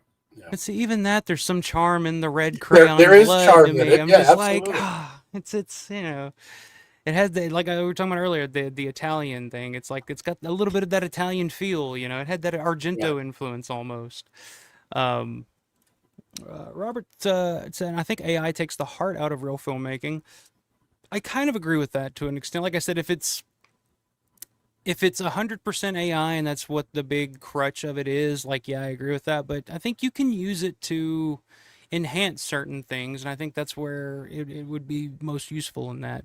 Yeah, I mean, you can pull off a scene that you normally wouldn't pull off, and I'm talking shots. I'm not talking, a whole section of a movie or anything, but you're talking shots where it's like, okay, we can actually show the guy falling off the building, come right into his face with the camera. And you couldn't get that. Yeah. You'd still use the elements that you have with shooting the actor and stuff, and then mixing in, telling the AI, well, we want this guy and this face and falling off a building where he comes at the camera. It's one shot and it looks good, and it gives you something production value that you don't have. Yeah, I agree with that. And it takes me back. I had a conversation with, you mentioned him earlier. I had a conversation with Tony Buba at last year's Living Dead weekend. I'm a huge Tony Buba fan. Everybody who watches this channel knows I'm a huge Tony Buba fan. Lightning Over Braddock is one of my favorite movies, period. Like, I love that fucking movie.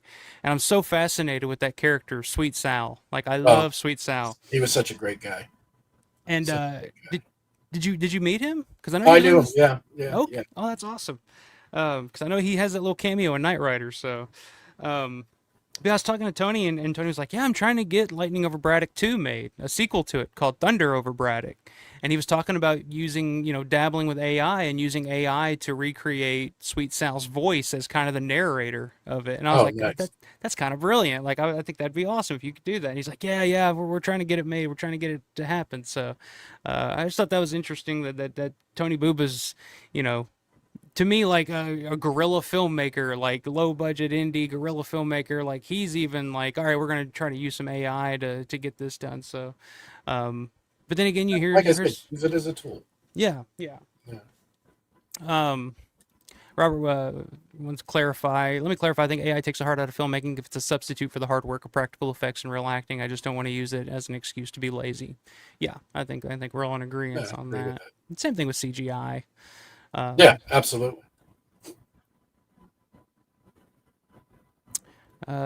Since saying Palantir is already gathering everybody long before any Skynet scenario, that might be true. That might be true. Rick's a dedicated Dawn of the Dead fan, no question about it. Yeah, me too. Everybody knows I got the tattoo. Nice. I got that at the Monroeville Mall last year with my buddy Matt. So, which, speaking of Dawn of the Dead, at this year in October, Living Dead weekend is going to be screening at the Monroeville Mall that Saturday night. So that's pretty cool. Are you gonna make it to that one this year? No, from what I understand, and I could be wrong, but I think they're gonna squeeze out at least one more in June, and I'm planning on being there. So yeah, and then if there's one more after that in October, if that's going to be the last one, I'll make the trip up and be there. Even if I'm not a guest, I'll be there. Yeah, what are your thoughts on everything that's going on with the mall? Are you kind of sad about it, or absolutely. No, absolutely. It's it made Weekend of the Living Dead much more special to be there, and for them to. First of all, no one knows what exactly Walmart's going to do. They're like this big evil empire. that's like, are they going to tear it all down? Whatever they're going to do, it's probably not going to be good. Yeah. Are they going to use one half of it as an end cap type of thing and just be a mega Walmart thing and keep the rest of it? I mean, no one knows what they're going to do. And it definitely, when we heard the news, it was depressing thought to be, but then the actual Weekend of the Living Dead, it was everyone came to celebrate it. Yeah, and it wasn't sad at all. It was like no one was, this is it. It was like, hey, if this is it, okay, we're gonna have a great time this time and not worry about it and just go out partying. Yeah. So yeah. From what I've heard, like there was the rumor going around that April 2027 was going to be when they were shutting everything down, and then everybody had to be out of the mall. And that's from what I've been hearing, that's kind of been confirmed. So we got until April 2027. So, so yeah, I don't know. I try not to think about it too much, but it is one of those things that when you first hear it, it's like your heart just sinks. Because you never, like, my thought always was, oh yeah, one day it'll probably be closed and it'll just sit there. But you could always still go visit it, even if it's just, an abandoned building. You could still go. Right. And now that reality was just taken. Because I never expected it, the idea of like, oh, it's going to be torn down and, a Walmart will be there, which makes total sense. I swear, if you told George, like if George was around today and you told him like, oh, Walmart bought the mall and they're going to tear it down and build a Walmart there, George would probably say, yeah, that sounds about right. Like that's exactly like what I expect would be the case. So yeah, it's sad, but yeah, like you said, like the time we have with it, Living Dead weekends or just going to go enjoy it while you can, my big thing is, where do you have the Weekend of the Living Dead now? What makes sense? Yeah, and from what I've heard, the plans are they're still going to be doing them. They'll just be somewhere else. I mean, of course, they used to do them in Evans City back in the day. So I mean, that's always still an option. You can do somewhere in Evans City. It's smaller area. It's not it's not. But like you said, the draw of the mall, I think, was the big thing that kind of sets that that convention apart from everything else, because I mean, where else it'd be like having a Star Trek convention on the Enterprise or whatever. It's like exactly. Yeah, exactly. Yeah. So I don't know, it's sucks, but like I said, kind of expected. Isn't that YouTube Dawn of the Dead cut of fan? There is like the ultimate edition, or the extended mall hours cut of Dawn of the Dead out there, but there are like multiple cuts of Dawn, US cut, can cut, Argento cut, so there's multiple cuts out there, official cuts, and there are fan edits out there, one of which being my own. So since saying the crayons and the blue makeup under the lights give it a comic book feel on Dawn of the Dead. Yeah, I agree with that. Oh, yeah. I think that's kind of what George was going for, but Stezio saying 100% correct on the beauty of the flaws. I love the Criterion Night of Living Dead, but the $1.99 Family Dollar Halloween DVD burned from a worn VHS has its charm. I agree with that too.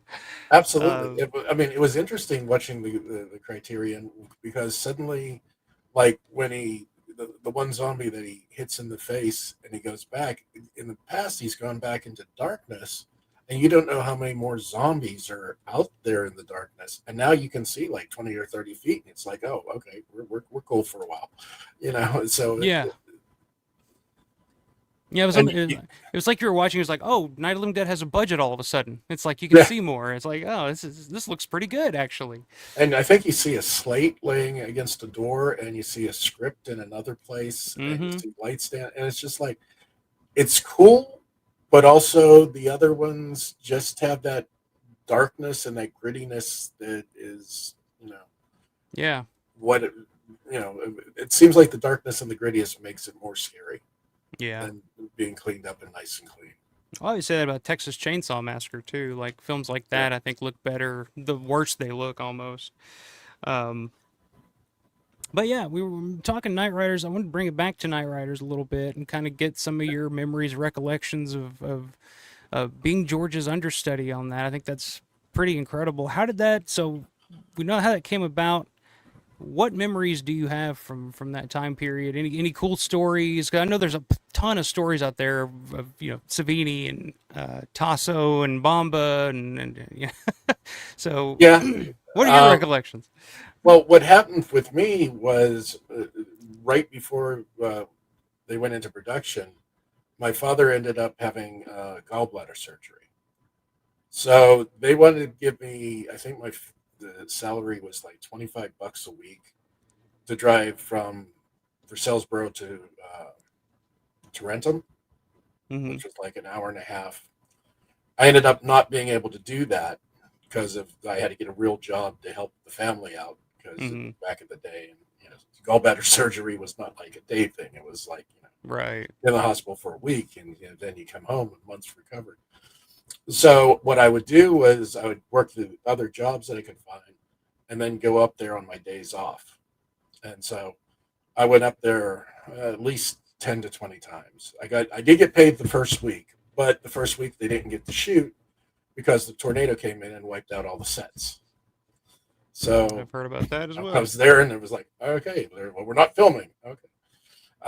But then I'd go up, and like the crew was just so amazing and would teach me so much. The camera guys, excuse me, were just, wonderful. They explained all the different technical aspects of different things. They showed me with some dummy reels how to, change out a film reel, which I had never done. And it was so, and then Nikki Missandria was, God, Nikki was like my hero. I mean, I was just like enthralled with him. He was everything I wanted to be, Yeah, even now, yeah. Yeah, I mean, he's popular and happy, and just Yeah. joking around, being in charge of the guys. And matter of fact, you've heard of the grip test, yeah? Refresh me. Grip Okay, test. so they were going to make people honorary grips. Mm. So what you do is you stick a funnel in your pants, and you put a quarter on your forehead, and then you try to drop the quarter into the funnel. In the meantime, someone pours a cup of water down your pants. So they had already gotten Tom Savini, and so they bring Tom over, and they're going to do it to me. And I'm like, don't know anything about any of this, so I'm like, okay, sure, yeah, let's do this. And so they go, Tom, show him how to do it. So Tom puts the funnel in his pants, puts the quarter on his forehead, and Nikki just poured water down Tom and got Tom again. So Tom got the grip test twice. Let's see. It was interesting watching George work with Brother Blue, because Brother Blue wasn't an actor. Right, yeah. And the whole scene where he closes his eyes and tenses up just before Billy gets knocked off his bike. It was just, that took like an hour of trying to get Blue to have the reactions that George wanted. And it was amazing just sitting there and watching George work with him and give him suggestions and demonstrate what he was looking for and stuff until he finally got it. And it was like, that was learning that they were doing all of Pip's stuff at one time, because I really still didn't quite understand how everything goes together and how everything's shot, right? So it's like, what do you mean? But I see him in this big screen with he's there and the bikes are going and stuff, but the majority of it is just him standing at the little shed thing, doing all his narration and stuff. And so it was interesting watching all that. The bike stunts, I was up there for each time when they didn't go well. What would happen is they would have a cable on the front end of the bike, and it would pull tight, and the bike would do this and throw the Knight off. However, when they would do this, because of the shield, it would kick up and would catch the stunt guy's knees. And just about each and every stunt guy ended up going home in an ambulance doing that thing. I always heard like a lot of those stunts were, a lot of people got hurt on that set doing those stunts, and you can tell watching the movie, like some of those stunts, like that's something that really jumped out to me the first time I saw it. I was just like, yeah, these people, like these stunt guys, how did he survive that? Like especially the one where the guy goes over the front of the bike, lands on his head, and he almost like folds up like an accordion, like where his legs are almost, or the guy hitting the car and doing the flip over the car, like even stuff like that. I'm just like, geez, you'd never do that now in a movie. Like, there's no way you could talk anybody into doing anything like that now. Stunt I don't think the guy got hurt doing the car gag. I think that was just that's what they had planned, and they did it, and it was fine. I don't know how, but it's pretty amazing. And then just being, I was an extra, came up for a day of extra, so I thought I was only in the film like a brief second. And when we were prepping for trying to get Knightriders 2 off the ground, my son Carson went through, and apparently I'm in it 24 times. So it's kind of interesting to not know that I was in there. He actually found a shot where my mother came up one day with me, and we're in the background as extras. So that was kind of cool. That's cool. Yeah. I'll have to. I don't know it. I don't know if I could pick you out. Looking back, I'm not sure what you. No, I don't have a beard. I have short hair. It just yeah. And then I'm actually in the scene where they're dancing too. There's apparently a shot of me dancing. I'm like, oh god, no. Oh, wow. Yeah. So I'm gonna have to. I I'm don't gonna have even to I get. don't even remember shooting that. So I'm gonna have to get Vulo in on that. He's gonna go through and pick out every shot that you're in, and he's gonna have it laid out perfectly. But you mentioned Brother Blue. I wanted to bring up Brother Blue for a second. Did you get to have any interaction with oh Brother yeah, yeah. Blue? Also? I talked to him a lot. I mean, he was just an amazing, amazing guy. And his wife was just so sweet, so nice. And they just he he he was the character, but he wasn't that character. If that makes any type of sense.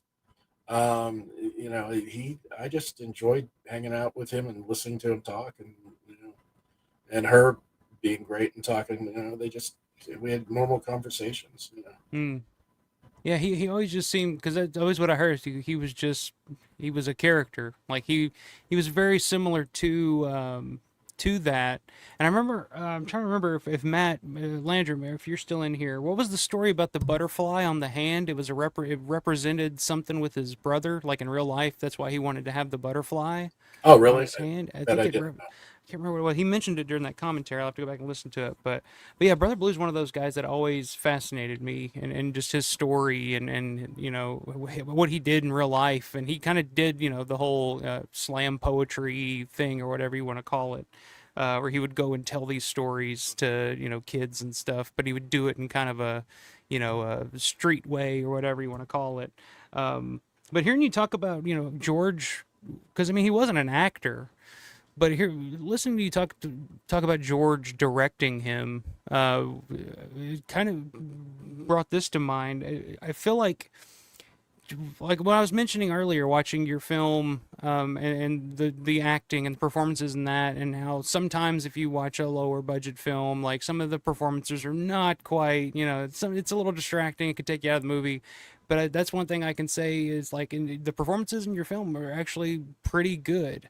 And I think that was the beautiful thing about George was his ability to get really good performances out of actors or non-actors even who weren't film actors normally. Is that something that you kind of picked up from watching George, is how to pull out better performances from people that because let's face it, a lot of the times in George's films, a lot of the other movies that some of these people would do wouldn't really be up to snuff. Like I think I immediately go to Galen Ross. I love Galen to death, but you see her in Madman as Alexis Dubin, quote unquote. You see her in a movie like Madman, and you're like, that's Galen Ross. Like this does, I don't know.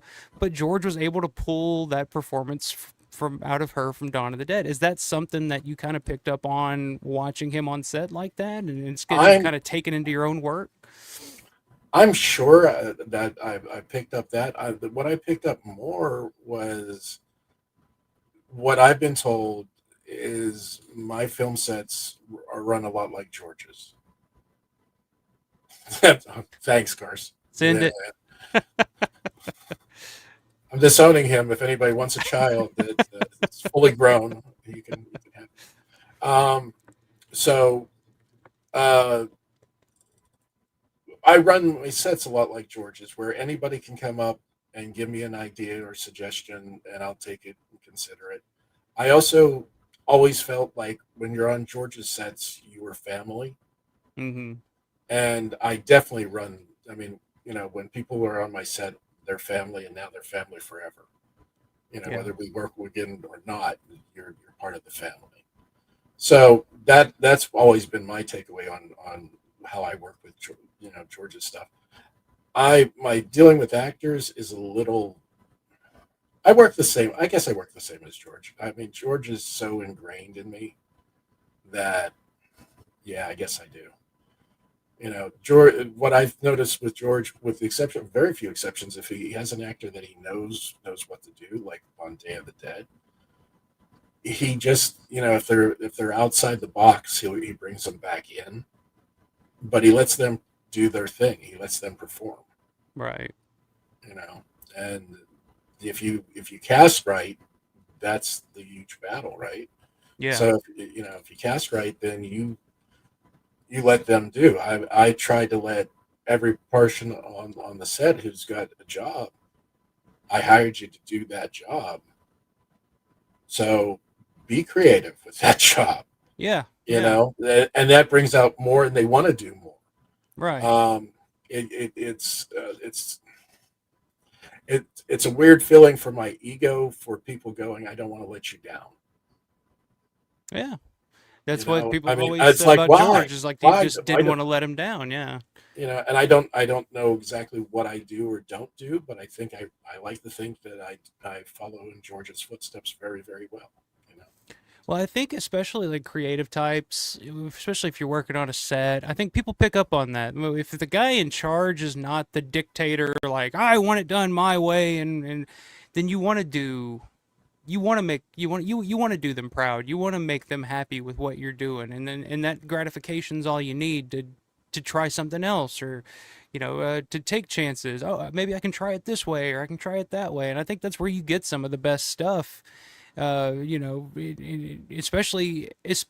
in like low budget indie films where the actors may not have the experience of being on a set in front of a camera acting, to have that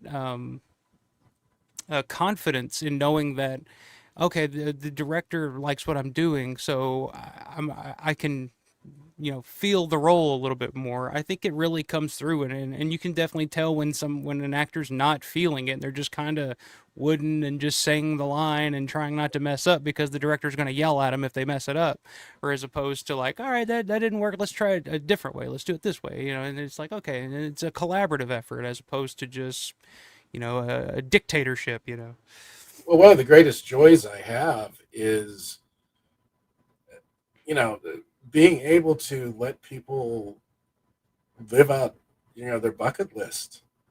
When I didn't finally did a zombie movie, Dead Start, we had people, we had put out an ad and we expected maybe 100 people show up. We had 556 people show up. And they were coming from Florida. This was before before Walking Dead. So they came from Florida, they came from New York. And, and it was like this amazing thing. And they all wanted to be zombies in a movie. And I got to give them that. And I absolutely thrive on getting a person to come in and work crew. At the start of every movie, you get like 5 or 6 production assistants. And you tell them, this is, we keep it fun, we keep it light, but this is going to be hard work. And after the second week, you got 2. But those 2, you're almost like a drug dealer. You've given them some samples, and now they want to have it. They want to do it. They want to be there. Right. And I love that. I love that because it the more people, as much as you can do to give people a creative outlet to be able to do things and to make movies and to be a part of it and to go off and make their own movies or whatever. I mean, I just, that makes me so happy. So happy. That's awesome.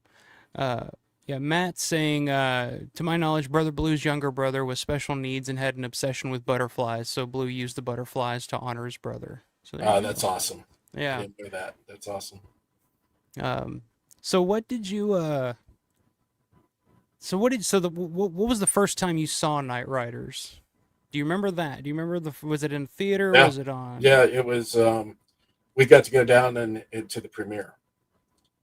And it was, we get there early because I'm excited, and I dragged my mother down there, and it was at one of the theaters in downtown Pittsburgh, and it was in the theater where Nighthawks was already playing. So we went in early and watched the last hour or so of Nighthawks, and I went, oh, this is a pretty good movie. I'm going to watch it later on. And got to see Knightriders, and it was awesome. It was just amazing. Because when you're an extra or when you're just on a set and you're not there the whole time, or even if you're on the whole time, unless you're looking through the lens, you have no idea on what it's going to look like and how it's all going to go together, and just the whole what's cutting to what here, right? Yeah. And just to see all that was just all to go together like that was just amazing for me. So is the premiere? So was George there? Yeah, George, a bunch of the crew, some of the cast. Yeah, he went down and made a little speech prior to the movie. I was lucky enough to be at that. Well, actually, I was. Let's see, I was at the premiere. I had won tickets from a radio station to go to the premiere of Dawn of the Dead. Mm. And I was at the premiere of Knightriders, and I was at the premiere of Day of the Dead. And I remember Day of the Dead, he was like, so there's about 8 minutes of stuff here that you might have to look away from the screen, but the rest of it's okay. You can watch it. It's funny, a guy like George, you watch his films and you think like, oh, this guy's a madman, this guy's insane. Like, what is, then you meet him in person or you see him talk and it's just like, that guy's making these crazy films with all this gore and people being torn apart and all this. And he's like, yeah. That's why I went. Okay, so Night of the Living Dead, 5 years old, 6 months of nightmares. I see in the paper when I'm 14 that there's going to be this convention, which I didn't even know what a convention was, at the DoubleTree Hotel. And it was Bob Michelucci's, the producer of Questar magazine. I can't remember off the top of my head what the actual convention was called, and I apologize for that. But I go because I see this photo of George Romero, director of Night of the Living Dead, is going to be there. I want to go meet this psychopath who would make a movie that would give people nightmares. And George speaks to the crowd there, and he's very nice, incredibly nice. And this was back in the day, so there was no got to get in line, got to pay for an autograph. None of that. You would just walk up to him and go, hey, can I have your autograph? And I cornered him. I was this 14-year-old that cornered him against the wall, asking him question after question after question. And finally he goes, here's my address, 247 Fort Pitt Boulevard. Write to me. So I did. And like I said, we became pen pals. And that was like just prior to Dawn of the Dead coming out. They had made Dawn of the Dead, and I didn't even know that they were making it. Because most low-budget independent films, there's not a lot of press going on. There's not a lot of knowledge of it happening. And so, yeah. And so you still have all the correspondence that you had with George. Yeah. Yeah, he would write it on graph paper. And he'd always write diagonally. Oh, letter that's was always interesting. diagonally. Yeah. That's interesting. Okay. Yeah, that's pretty cool. It's so cool that he would do that. Like, it would be so easy for him to just say like, "Oh, thanks, kid," and then just keep moving. But to actually take the time out of his day to write you back and I don't know, man. When I heard that, like in Brandon's documentary, when you were telling that story, I was like, man, that just says even more. It makes you love George even more hearing stories like that. Like, we always kind of like, because like I said, when I met him, like, I was nervous as shit and he was as cool as could be, and just immediately like disengaging, like, hey, don't be nervous around me, I'm just a guy, I just make movies, what do I do, and I'm just like, oh yeah, he is just he's a cool guy. Well, I mean, it was like the last time I saw him was at Diary of the Dead in Nashville. And I was used to George walking through the lobby because he was just George. Yeah. And then, so there's this packed theater in the Bell Court, and he comes in through the back door with security and all this stuff. And I'm like, how am I going to see him? Yeah. So I go down. I see he came in for the Nashville Horror Tattoo Convention. Yeah. So I saw Ben Dixon, who runs it, and I went down and I said, Ben, is there any chance I could say hi to George? And he's like, I don't know. His manager's here. He's got the security. I don't think they're going to let you get near him. I'm like, all right. And I wait till George gets done, and he starts walking this way. And in front of this whole sold-out crowd, I step out in front of him, and I go, George Demick, big bear hug in front of this audience, goes, come on back. And we go back, and we get in the back, and he goes, I've been signing autographs all day, and people are coming up to me, and they're not asking me about my movies. They're talking about working on your movies. Oh. He was so proud of me. He was That's so awesome. proud. And then we talked for a little bit, and then I went out and watched the movie, and they went on, and I talked to Ben Dixon the following year, and I said it was great having George, and he goes, "Oh yeah," he goes, "He talked about you all the way back to the hotel." Sorry, all the way back to the hotel, and how much you had a piece of his heart. For me, of course, I love George, but to know he loved me was special, and that was the last time I got to see George. So I'll take that. That's a great time. It's a pretty special memory there. And I gotta say, like, when you hear George talk about his films, and he was always a little dismissive of his contributions to film and the history of film, and he was always like, it's like Romero always tells the story, like, before George passed, she asked him, like, well, what do you think about your legacy, and all that, and George just like, nobody cares, and like, Yeah, that broke me. yeah, it's like, what, like, but I always felt like he never felt like he never understood why he meant so much to so many people. But I think something like a kid who came up to him and was, inspired him and became pen pals with him. And then over time, that kid grew up to be a filmmaker in his own right because of that time that he spent. I feel like George probably was more proud of something like that than he was of Dawn of the Dead or something like that. The fact that he inspired somebody else to chase their dreams and make their art, tell their stories. And I think that's amazing that you had that moment and had that experience with George before he passed.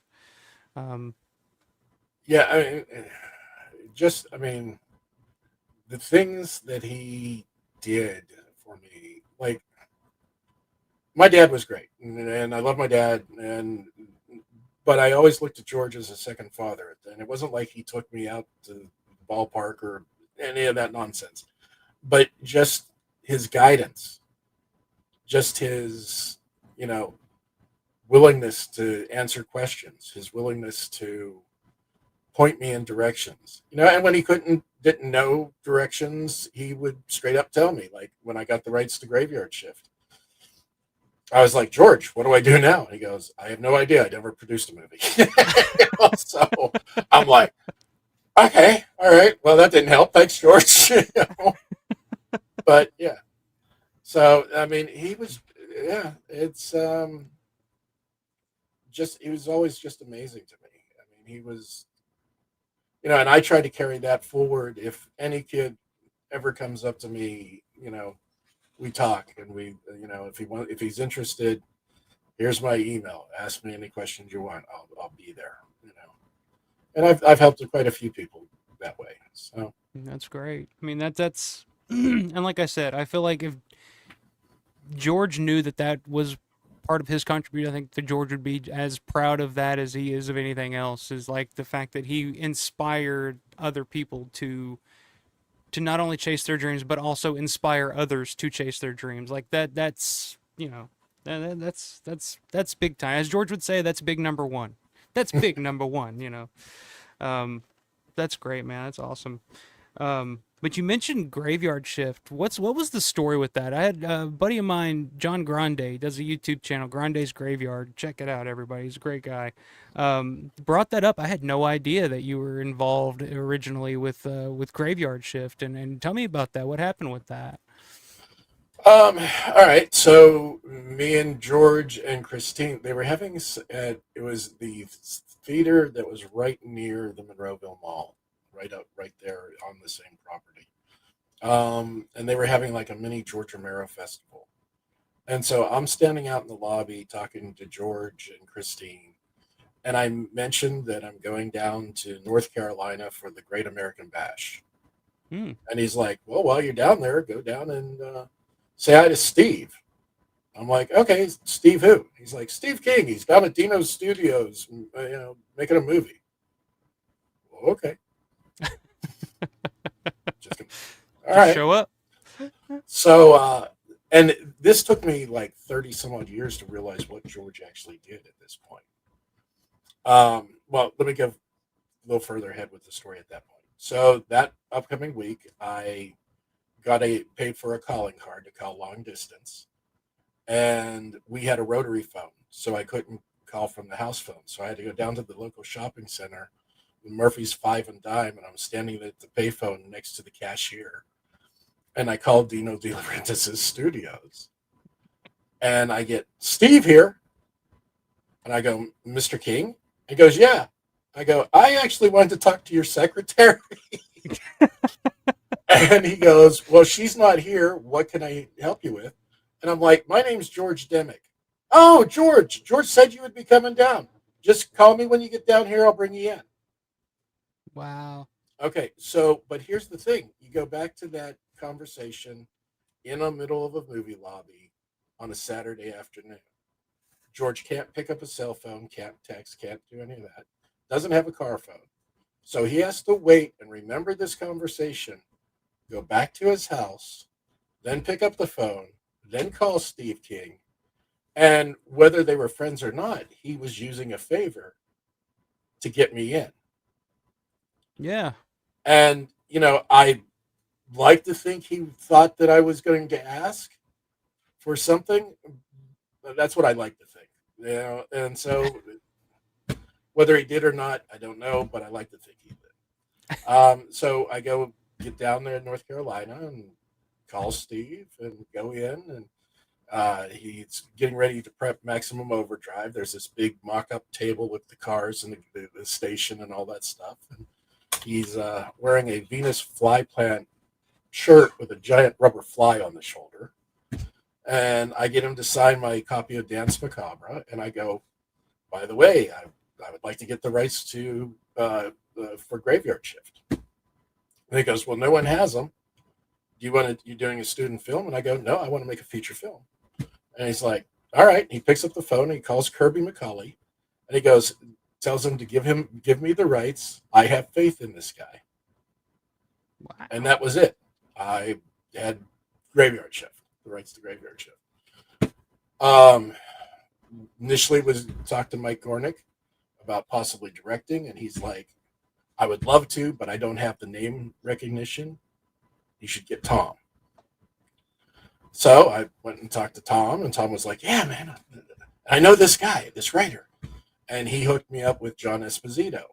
And John Esposito and I have been friends for 40 years now. And we were off to the races.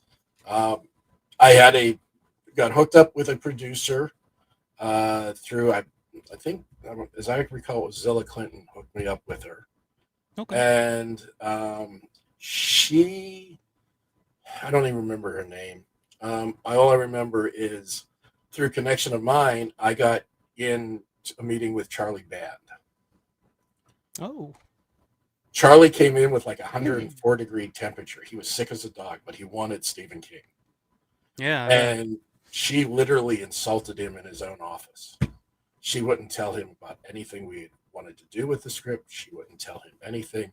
She kept telling me, well, we're going to Paramount. We're going to Universal. We're going here and there.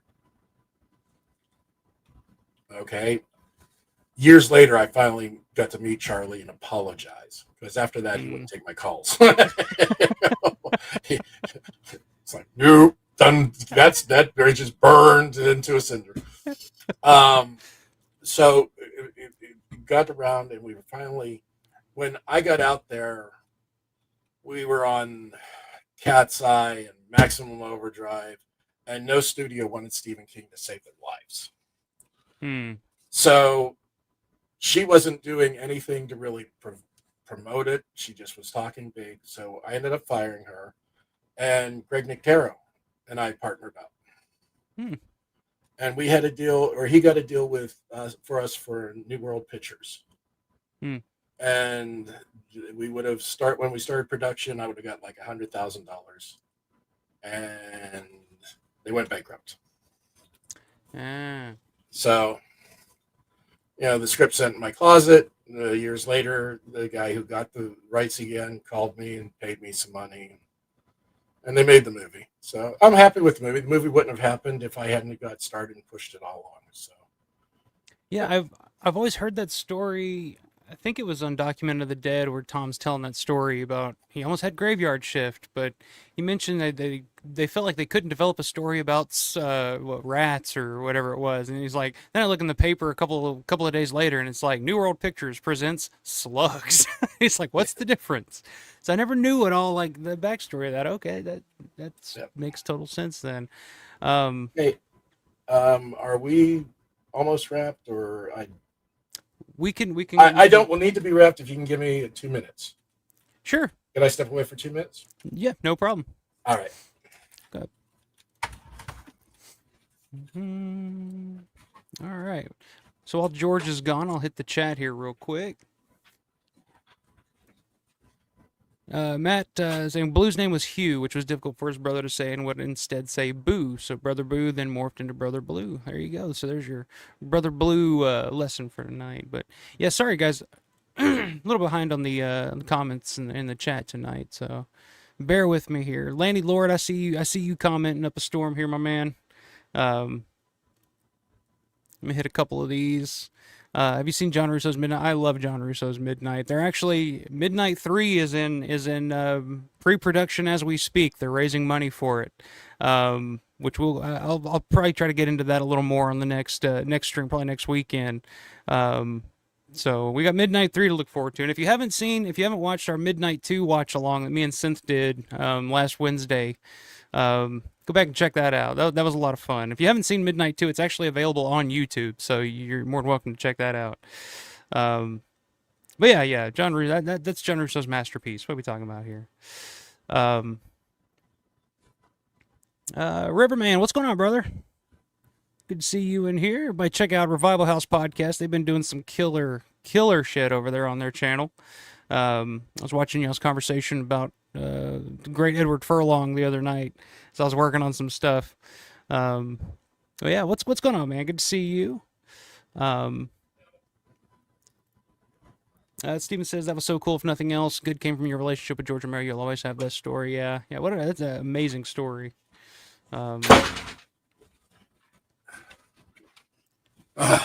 Stukas, what's going on, man? No worries. So sorry about that. First time bathroom break in the middle of one of these things, I bet. You're good. No, I've had to do them myself. Don't worry. Like I said, sometimes when I get John Vulo on here, we get to talk, and I gotta say, all right, time out, man. You gotta take over. I gotta go take a pee. Stesio saying, fantastic memories of George. I'm heartbroken I didn't get to meet him. Yeah, there's so many people out there that never got a chance to meet George. So I feel lucky enough that I did get to meet him once, but that's the up in Weekend of the Living Dead. It's kind of like I keep trying to figure out why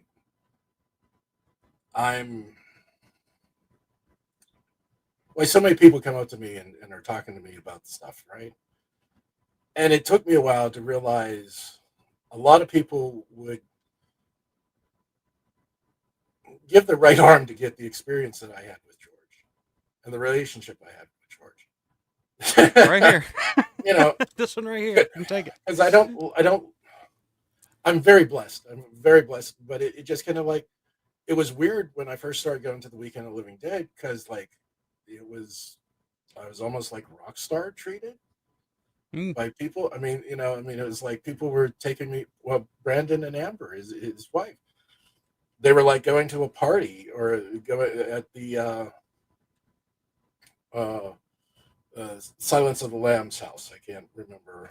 The Bill's house. Buffalo Bill house, yeah. And which is about 40 minutes away from the place. And I was like, well, you guys staying there the night? And they're like, yeah. And I go, well, I don't want to put you out. I don't want to have to drive back 40 minutes. And they're like, no, we get to spend the evening with George Demick. And I'm like, oh, okay, sure, And then they bring me back, and everyone's outside the DoubleTree, and there's 30 or 40 people, and they're yelling George when I get out of the vehicle. Where you been, George? And I was like, once again, what? Why? And it took a while to kind of understand that these stories get people a little closer to George and who he was. Well, man, I can tell you, as a lifelong Romero fan, and as who has many fans as passionate about Romero and his work and stuff, like that's the beautiful thing about Living Dead Weekend. And one of the big reasons why I hope it continues on after the mall, and it's because you guys are our celebrities. Like if like last year, perfect example. I've always wanted to meet and talk to John Rice, and John Rice is just like, hey, you want to hear a story? I guess. All right. And we're just like, yes, tell us any story that you have. Like, tell us. To me, like, if you're like, hey, do you want to meet John Rice or do you want to go meet Brad Pitt? I'd be like, fuck Brad Pitt. I want to go talk to John Rice. Like that. So that's the one place. Because I mean, there's horror conventions all over the country, all over the world, and you can go see, Robert Englund, Kane Hodder, and those types. But for a diehard Romero fan like us, like these are the stories that I want to hear. Like that's I eat that stuff up. Like, well, for me, it's coming home. It really right. is. I mean, like the first year we were there, I see Bomba, and Bomba waves at me, and I'm like, and I wave back, and then I walk over and I go, do you know who you're? George? Yes, of course I know who you are. And then Sharon was the same way. It was like, oh, okay, they do remember me. Yeah. And I mean, like a year or two after that, I ran into Tony and I was like, Tony, I've just realized I was kind of a part of all that was going on back in that day. And he goes, absolutely you were, but you were so young. We're all in our 30s and you were like 17, 18, Yeah. So.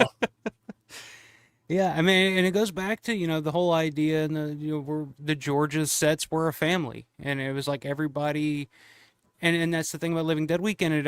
It feels like a family reunion for the guests that are there because you see it all the time. You see, that's why somebody like Nicotero, like, man, Greg Nicotero has more money than God at this point. He's, he has there's no reason for him to come to Monroeville to go to a Living Dead Weekend, but he's there and he loves it. And you see him at the VIP party and he's going around talking to everybody and just having a blast.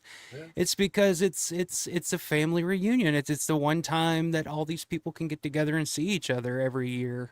And I think that's what separates that convention from any other convention for a Romero fan is that it's the Mecca. You're in the Monroeville Mall with all these people that were there, that lived it, that have these stories and these experiences, and you just want to be, as a fan, you just want to be a part of it. Like having you on here is a big deal to me. Like it's like, oh my God, George. That's why when Brandon said, hey, reach out to George, he might do it, I was like, seriously? Like George Demick would be interested in coming on doing a silly YouTube show with me? And like, yeah, and it's just like, yeah. And if I could have been here for the Knightriders thing, I would have loved to have done that.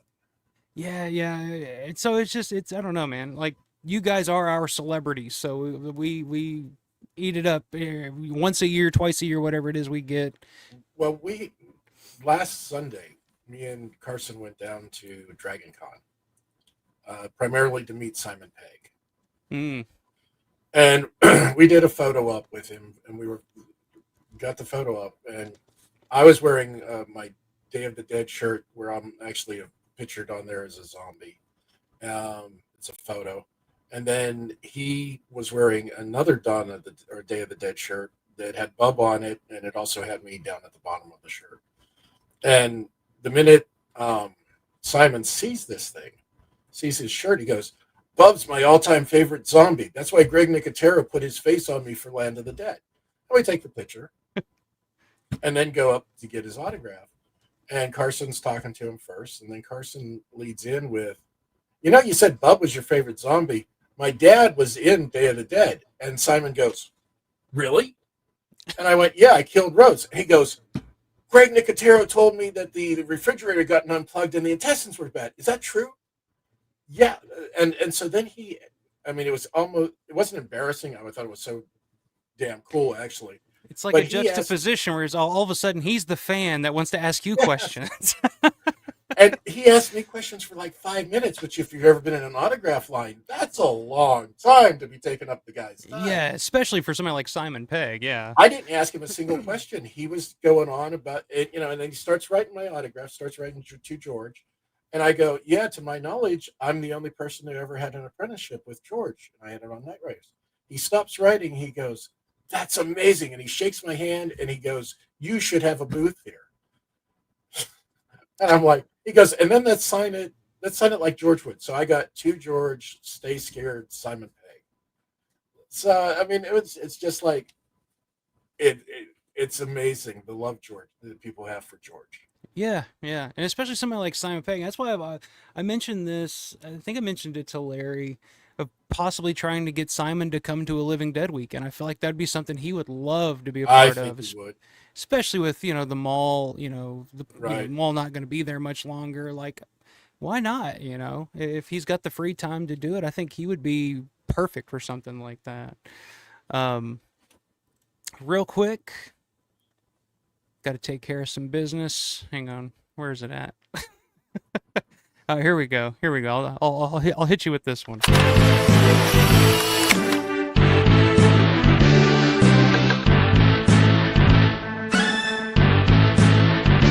You never know. You never know. $2 super chat. Riverman, thank you very much, my man. Looking forward to watching the replay. Cheers, man. Yeah, absolutely. Check it out. It's been a great conversation tonight with George Demick. Check him out. Check him out. Flickering Candle Productions. That's the name of your production company as well. Check that out. Thank you very much, Riverman. I appreciate that. And yeah. So yeah, Day of the Dead. We'll touch on that real quick. You were a zombie in that, so you were a part of the infamous gut munching scene where Captain, maybe the best villain kill in movie history for my money. Tell me about that. So those guts were pretty rancid, I would say. Oh yeah, it was awful. It was awful.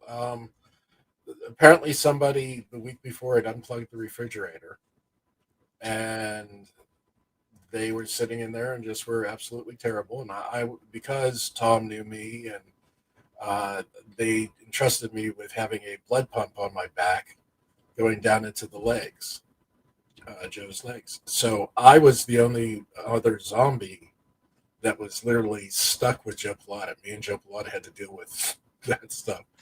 And they were giving everybody painter's masks. And then for whatever reason, they thought it was a good idea.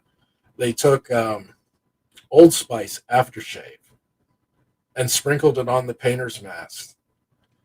And I was like, no, I'll just deal with it because I hate Old Spice. And then to mix it with rotting intestines is just like, no, that's not going to happen. It's not a good combination. And, so prior to getting hooked up and all that stuff, I saw George in the hallway and I said, hey, George, it's my 21st birthday. And George just looks at me and goes, why would you want to be here? And I'm like, where else would I want to be? And so we do the scene and,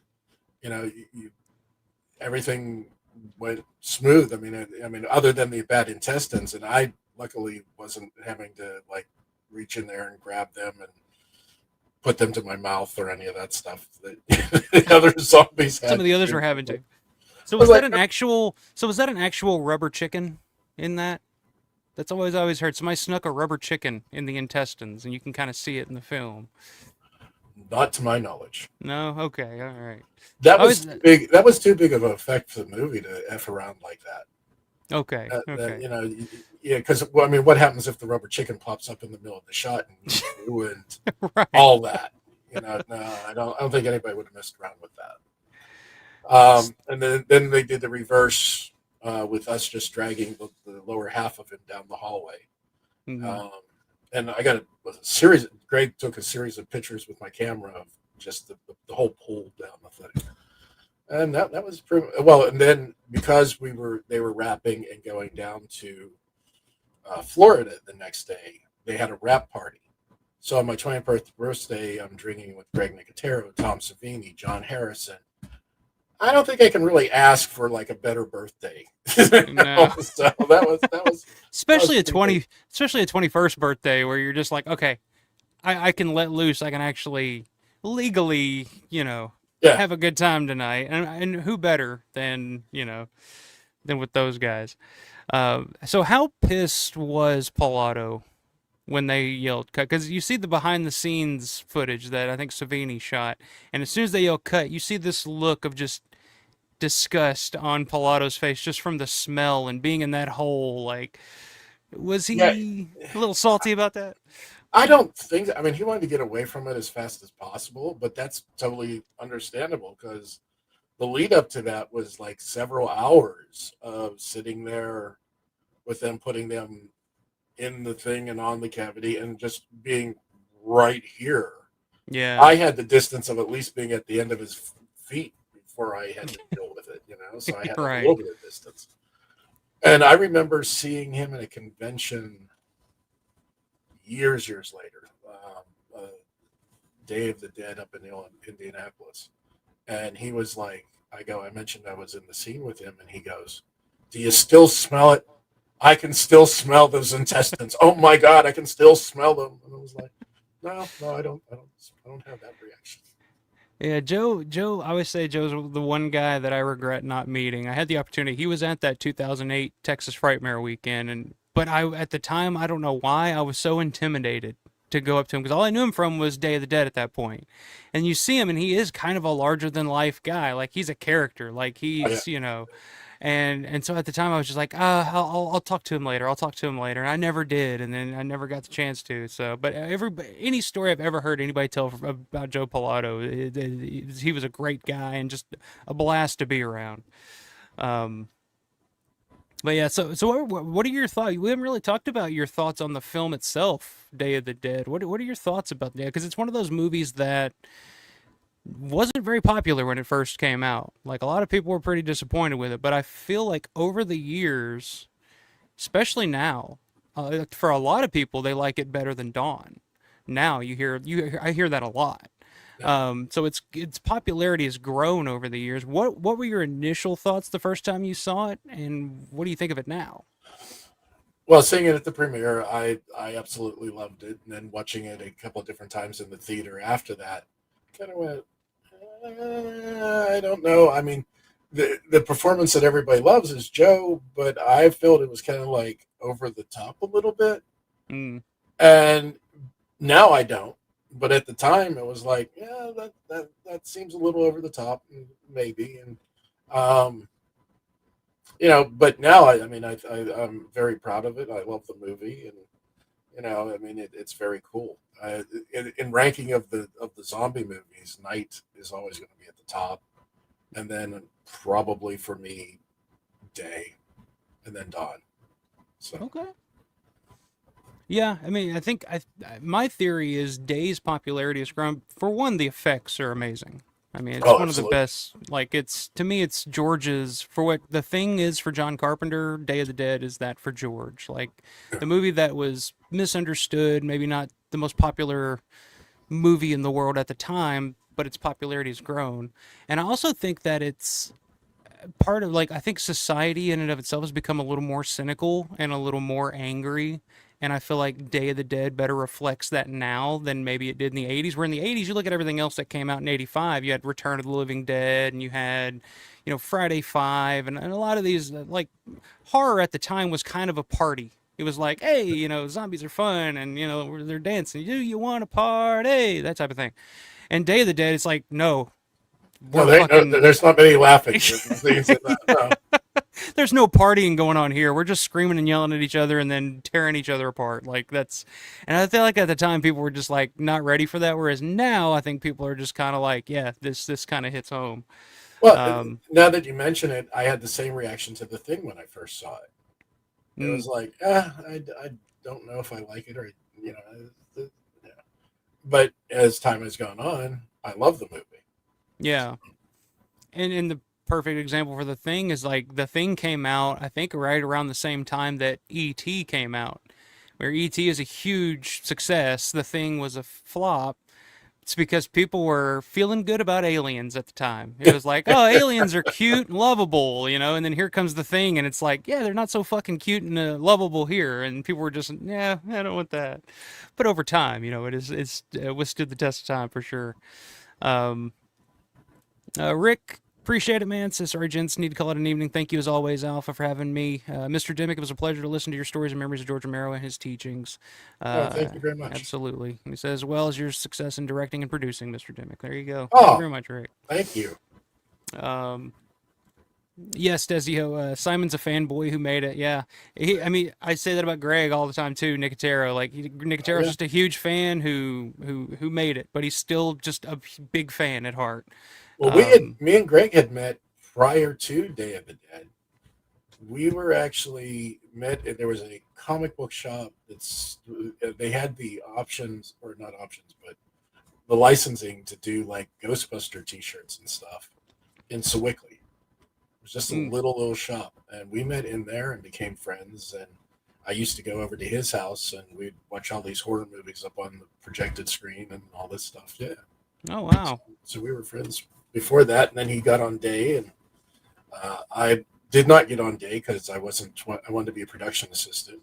I wasn't 21 for legal insurance purposes, and I begged Zilla. I was like, Zilla, I can show you an ID that says I'm 21. Can I? And she's like, George, I know you're not 21. And I was like, come on, please, please. I begged. I wanted to work on that movie so bad. I'm sure it's a little surreal now when you see Greg on AMC, all over AMC all the time now, and he's got a new show out now. You know, it's like, oh yeah. Well, I mean, it would work. As I was talking to his brother one year at the convention, and I go, yeah, me and Greg started out at the same time. Greg went this way, and my career went. So. Steven says, if George is serious about doing a fan commentary for Knightriders, why not hook up for an alternate fan track? I'd be there for it. Hey, if you ever want to do it, you just let me know. We'll sync it up, watch it again. Carson's chiming in. He says he's going to speak for you. He says if he has free time, we have it scheduled. We will have no problems at all watching Knightriders and talk about that phenomenal movie. Yeah, you're absolutely more than welcome. I think we'd have to bring Carson in on that too. Absolutely. Let me see. About just had the opportunity to audition with Joe for a show. He was such a fun guy. Miss him. That's awesome. Yeah, I would have loved to have seen Joe do more work.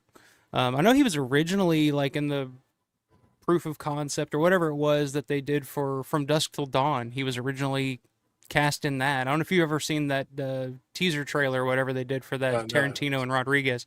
He plays the character that would eventually be played by George Clooney. It was originally It was originally supposed to be Joe Pilato. So I thought that was pretty cool. I'd love to have seen that, but Robert had a question. I don't know if you does anyone know what the status is in the last Romero movie, Twilight of the Dead? Have you heard anything about that? They had some sort of deal, and they had a director attached, wasn't it? It was Brad Anderson from Session 9. Yeah, they keep dropping, like every now and then they'll drop like, oh, Mila Jovovich is set to star and all this other stuff, and then you hear nothing about it. I mean, it's just kind of gone silent since then. So I don't know. Your question, that whoever directs that movie heads on a platter. You are not going to make anybody happy. Yeah. You're directing the last George Romero script, and you're damned if you do, damned if you don't. Yeah. I think, well, I don't know. Well, I'll ask you about this because they just announced the Queens of the Dead that Tina Romero, George's daughter, has made, is getting a release this year. October 24th is the official release date for that. And I've heard some people that haven't seen it, and I don't know how to feel about it. I mean, I'm kind of the same way where I'm just kind of like, do I really want to, But I'll watch it when it comes out. I know people that were in it, I'll watch it, yeah. What are your thoughts on that? Are you optimistic about that? Are you interested? Have you met Tina? Do you know? Have you? I've never met Tina. I've never met Tina. I know Cameron when when George died, Cameron came out and publicly attacked a lot of people for being closer to George than he was, and I took that kind of personally. Even though me and Cameron have never met, but it is what it is. No, I wished her well. I hope it is a success. Anything that any horror movie that makes it helps the genre. So I mean, I'm for every movie that's out there to knock it out of the ballpark and be great. Yeah, we kind of get. I mean, it's kind of like with the last name Romero. I mean, it's like the bar is so high for her that again, it's like you said, it's like their head's going to be on a platter. It's like people are like, oh, she thinks she can make a movie because her dad was, but she's made films. She's she's done stuff in the past. So yeah, I mean, you're carrying that weight of having the Romero name on a zombie film. It's kind of but yeah, the Twilight of the Dead thing. I Brad Anderson. I mean, I've never seen it, but I know quite a few people that really, really dig Session 9, the film that he did. He's done some other stuff. I've seen it. I was not a fan of it. Okay. I haven't seen it yet. It definitely is a style completely different from any of the zombie movies that have been out there. But I don't know.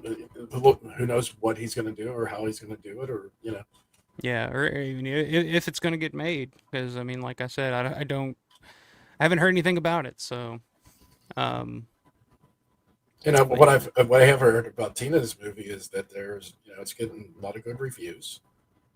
So apparently it's a pretty fun ride, and it takes it on a little different type of slant and stuff. So I'm like, all right, that's cool. Yeah. I'm just a little weary. I don't know if you got a chance to see it, and if you haven't seen it, I don't recommend watching it. That Festival of the Living Dead. I've never even heard of it. Came out on like Tubi. It was like a Tubi original or something. It was directed by the Soska sisters.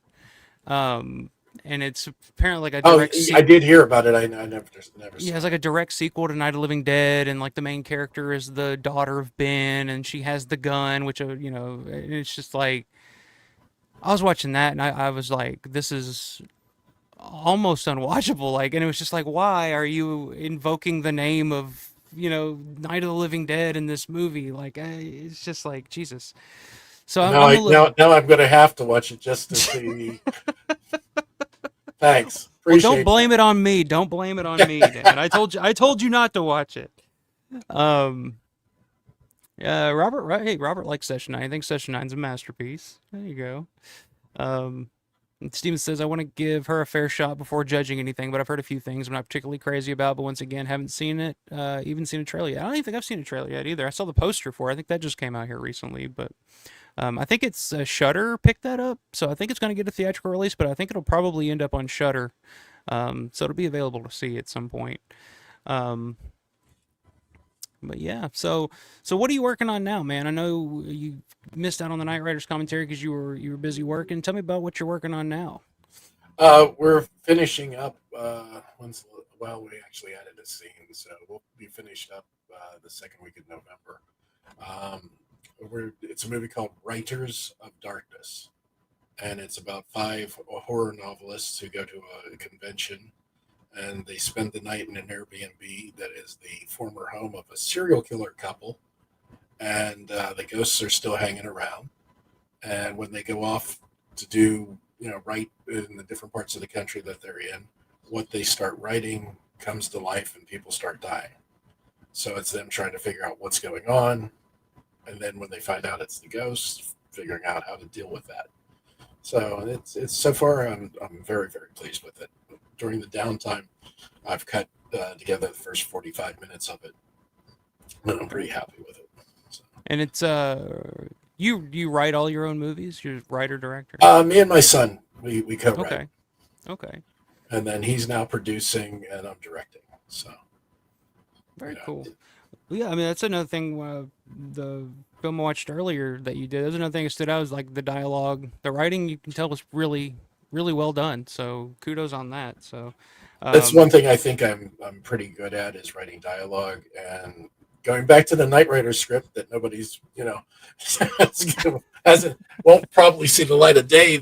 I hit the characters. On that thing, I really nailed how they talked, how Tom talks, how Alan. It's them. So. Well, hey, but, I'd love to read it if you ever want to shoot it my way. I'll at this point, that might happen. I gotta talk it over with the people involved to make sure that it's okay, because we kept it under wraps and tightly for a lot of it. Understandable. I won't steal it from you. I won't steal it from you. Oh, no, I'm not worried about that. It's more of a concern over, we don't have the right shit. Don't be sending things around so people can get all right swirly and stuff. And we're also doing, like I said, we're partners with Brandon Salisbury, and that company's called Appalachian Films. And we're trying to get the adaptation of the video game Faith off the ground.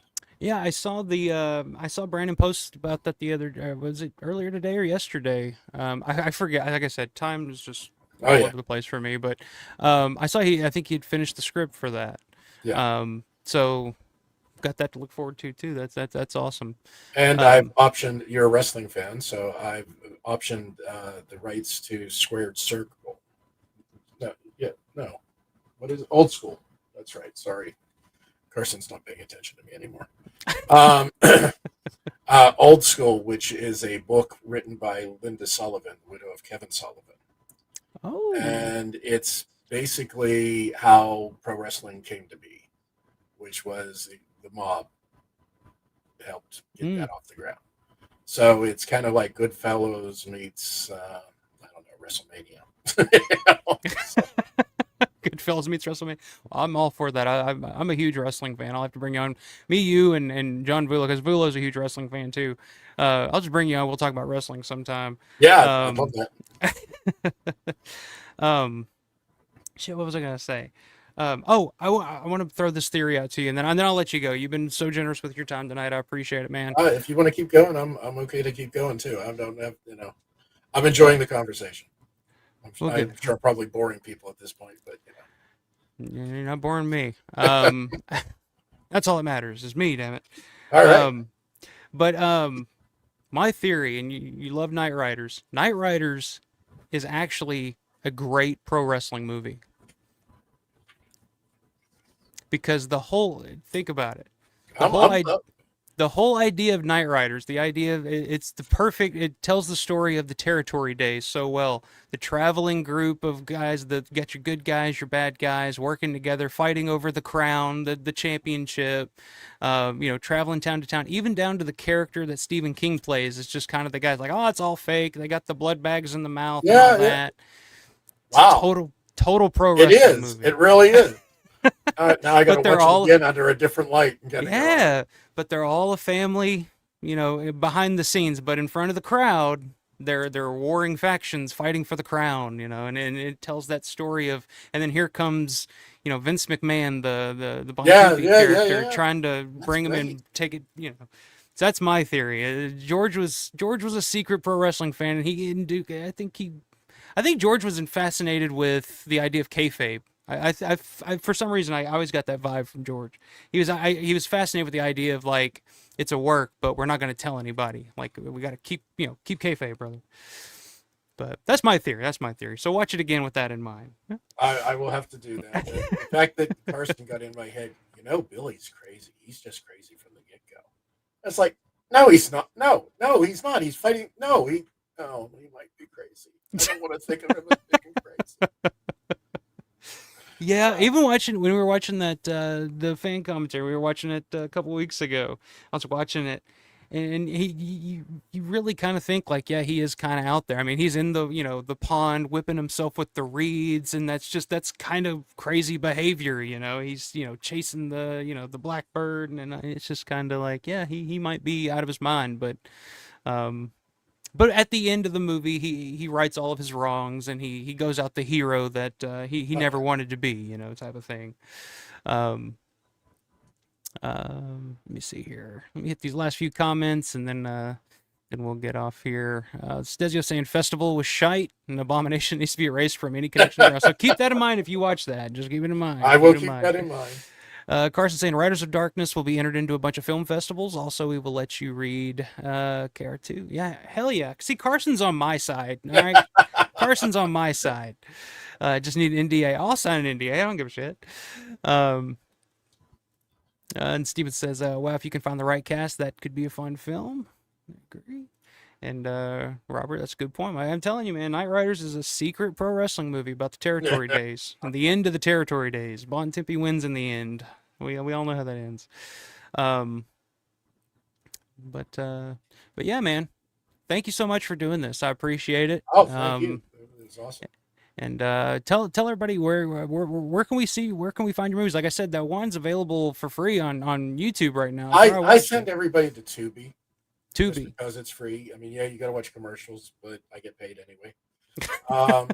There you go. So we're on all the streaming services, but that's where I send people. So there's Takahe, TAKU-HE. You probably have to search for that, and you probably have to search for another one, which I find is better film, Deadlines, which is just all one word. It's kind of like, try to see if the audience knows these things because I'm old. It's kind of like Kolchak the Night Stalker meets Count Yorga Vampire. And I can tell by your stare that you have no idea who the hell I'm talking about, so that's okay. Research both of those. I think you'll dig them, especially if you watch Count Yorga 2. I forget what the actual name of it is. But it's one of the scariest vampire movies you want to watch.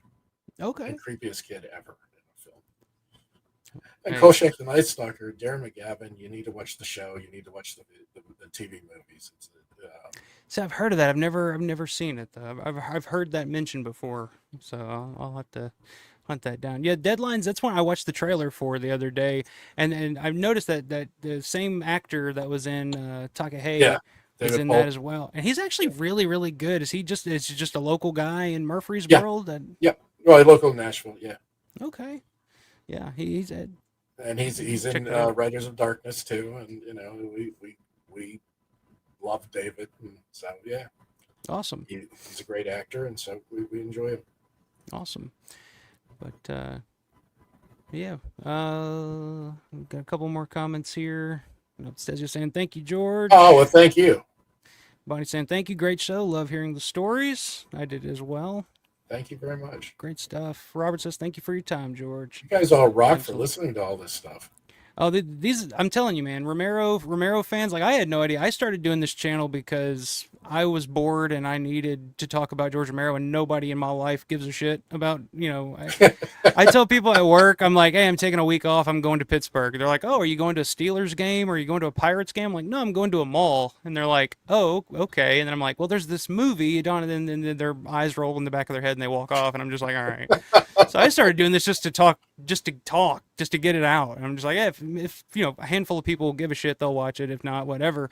But then, like, every week, I see people are in the chat and they're just as passionate and they love Romero and his work as much as I do, and it's all over the world, like UK, Australia, Canada. It's pretty incredible, and it goes to show what kind of reach and how important and influential George and his work was. That was the thing. I mean, I knew he was big in my circle. I knew he was big in Fangoria's circle, right? Mm-hmm. But then when he dies and Variety's covering it and everyone's covering it and it's a big thing, I'm like, oh my God, the whole world knew who George was. It really did catch me off guard. I had no idea that he was that big. And that, no. I don't think George knew. I think that's part of why George, the whole thing, oh, nobody gives a shit type of thing, was like, I don't think George quite understood his impact on popular culture or indie film, like indie film especially. Like, that's how many big time filmmakers now will reference Romero, will reference Dawn of the Dead, Night of the Living Dead, and I don't feel like he ever grasped that or maybe heard it as much as he should have. And then when he passes, it's like, it's everywhere. You know, it's Right. big. It's the Academy Awards, the award show that would never touch George Romero with a 10-foot pole before, is honoring him in the in memoriam. And if George would have seen that, he would have been like, "Eh, fuck you guys! Like, you never gave me anything. You never mentioned me once, and then I have to die." And it's like, You know, and, well, that's the thing. George, for those who knew, he was just George. yeah, You know, I mean, it was never, you know, I mean, yeah, there was starstruck moments where he was like George Romero, you know, but for, you know, for the most of it, he was just approachable and just a normal guy, you know, and so for everyone to kind of go, oh yeah, no, we know who he is, and we know, you know, it just was like, really, wow, yeah. it's really amazing. So, And I think if you've ever seen the interview that he did with Guillermo del Toro, where they just sat down for like an hour and talked, it's a perfect example. And I think that George never lost that, and I think that's what separated him from so many others, is that humbleness and just like that interview. Like, Guillermo's just going on and on about the meaning of Martin, like and he's just going on about these theories, and George is just sitting there like, if you say so, like, I don't know, like. It's just like, no, George, like, you are important. Like, these movies are important. And here's this Oscar-winning filmmaker, Guillermo del Toro, just gushing about his work. And George is just sitting there just like, I don't know. I don't know. Why are you gushing over me? And it's just I mean, you can almost feel the uncomfortableness in him going, I don't know about that, but all right. And he's like, no, George, like, that was amazing. Like that, yeah. And George's like, all right. Steven, thank you very much, man. This is an awesome show, gentlemen. Good night, everyone. Have a great rest of your weekend. Absolutely. Larry saying you're not boring anyone, George. This was a great talk. Thanks, guys. Thank you, Larry. And Carson said, thank you for making me connect wrestling to Knightriders. My two favorite things. I definitely have to rewatch it. Yeah. Go back, watch it with the eyes of, you know, Bill Watts or somebody like that. You know, and just like, oh yeah, it came along and ruin the fucking business for everybody, damn it. Oh, you and I definitely have to talk wrestling then. We definitely have to. Okay, all right. We'll do that. We'll do a Knightriders commentary through the eyes of watching it as a pro wrestling film. We'll do that, and I'll point out every little thing and be like, oh yeah, see.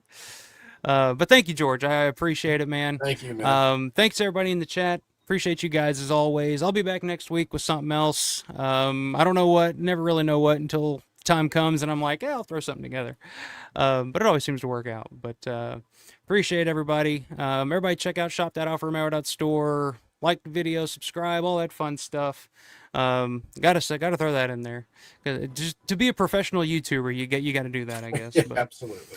But again, thank you very much, George. It was a pleasure. Thank you, man. And until next week, everybody, stay safe, stay prepared, but always stay scared.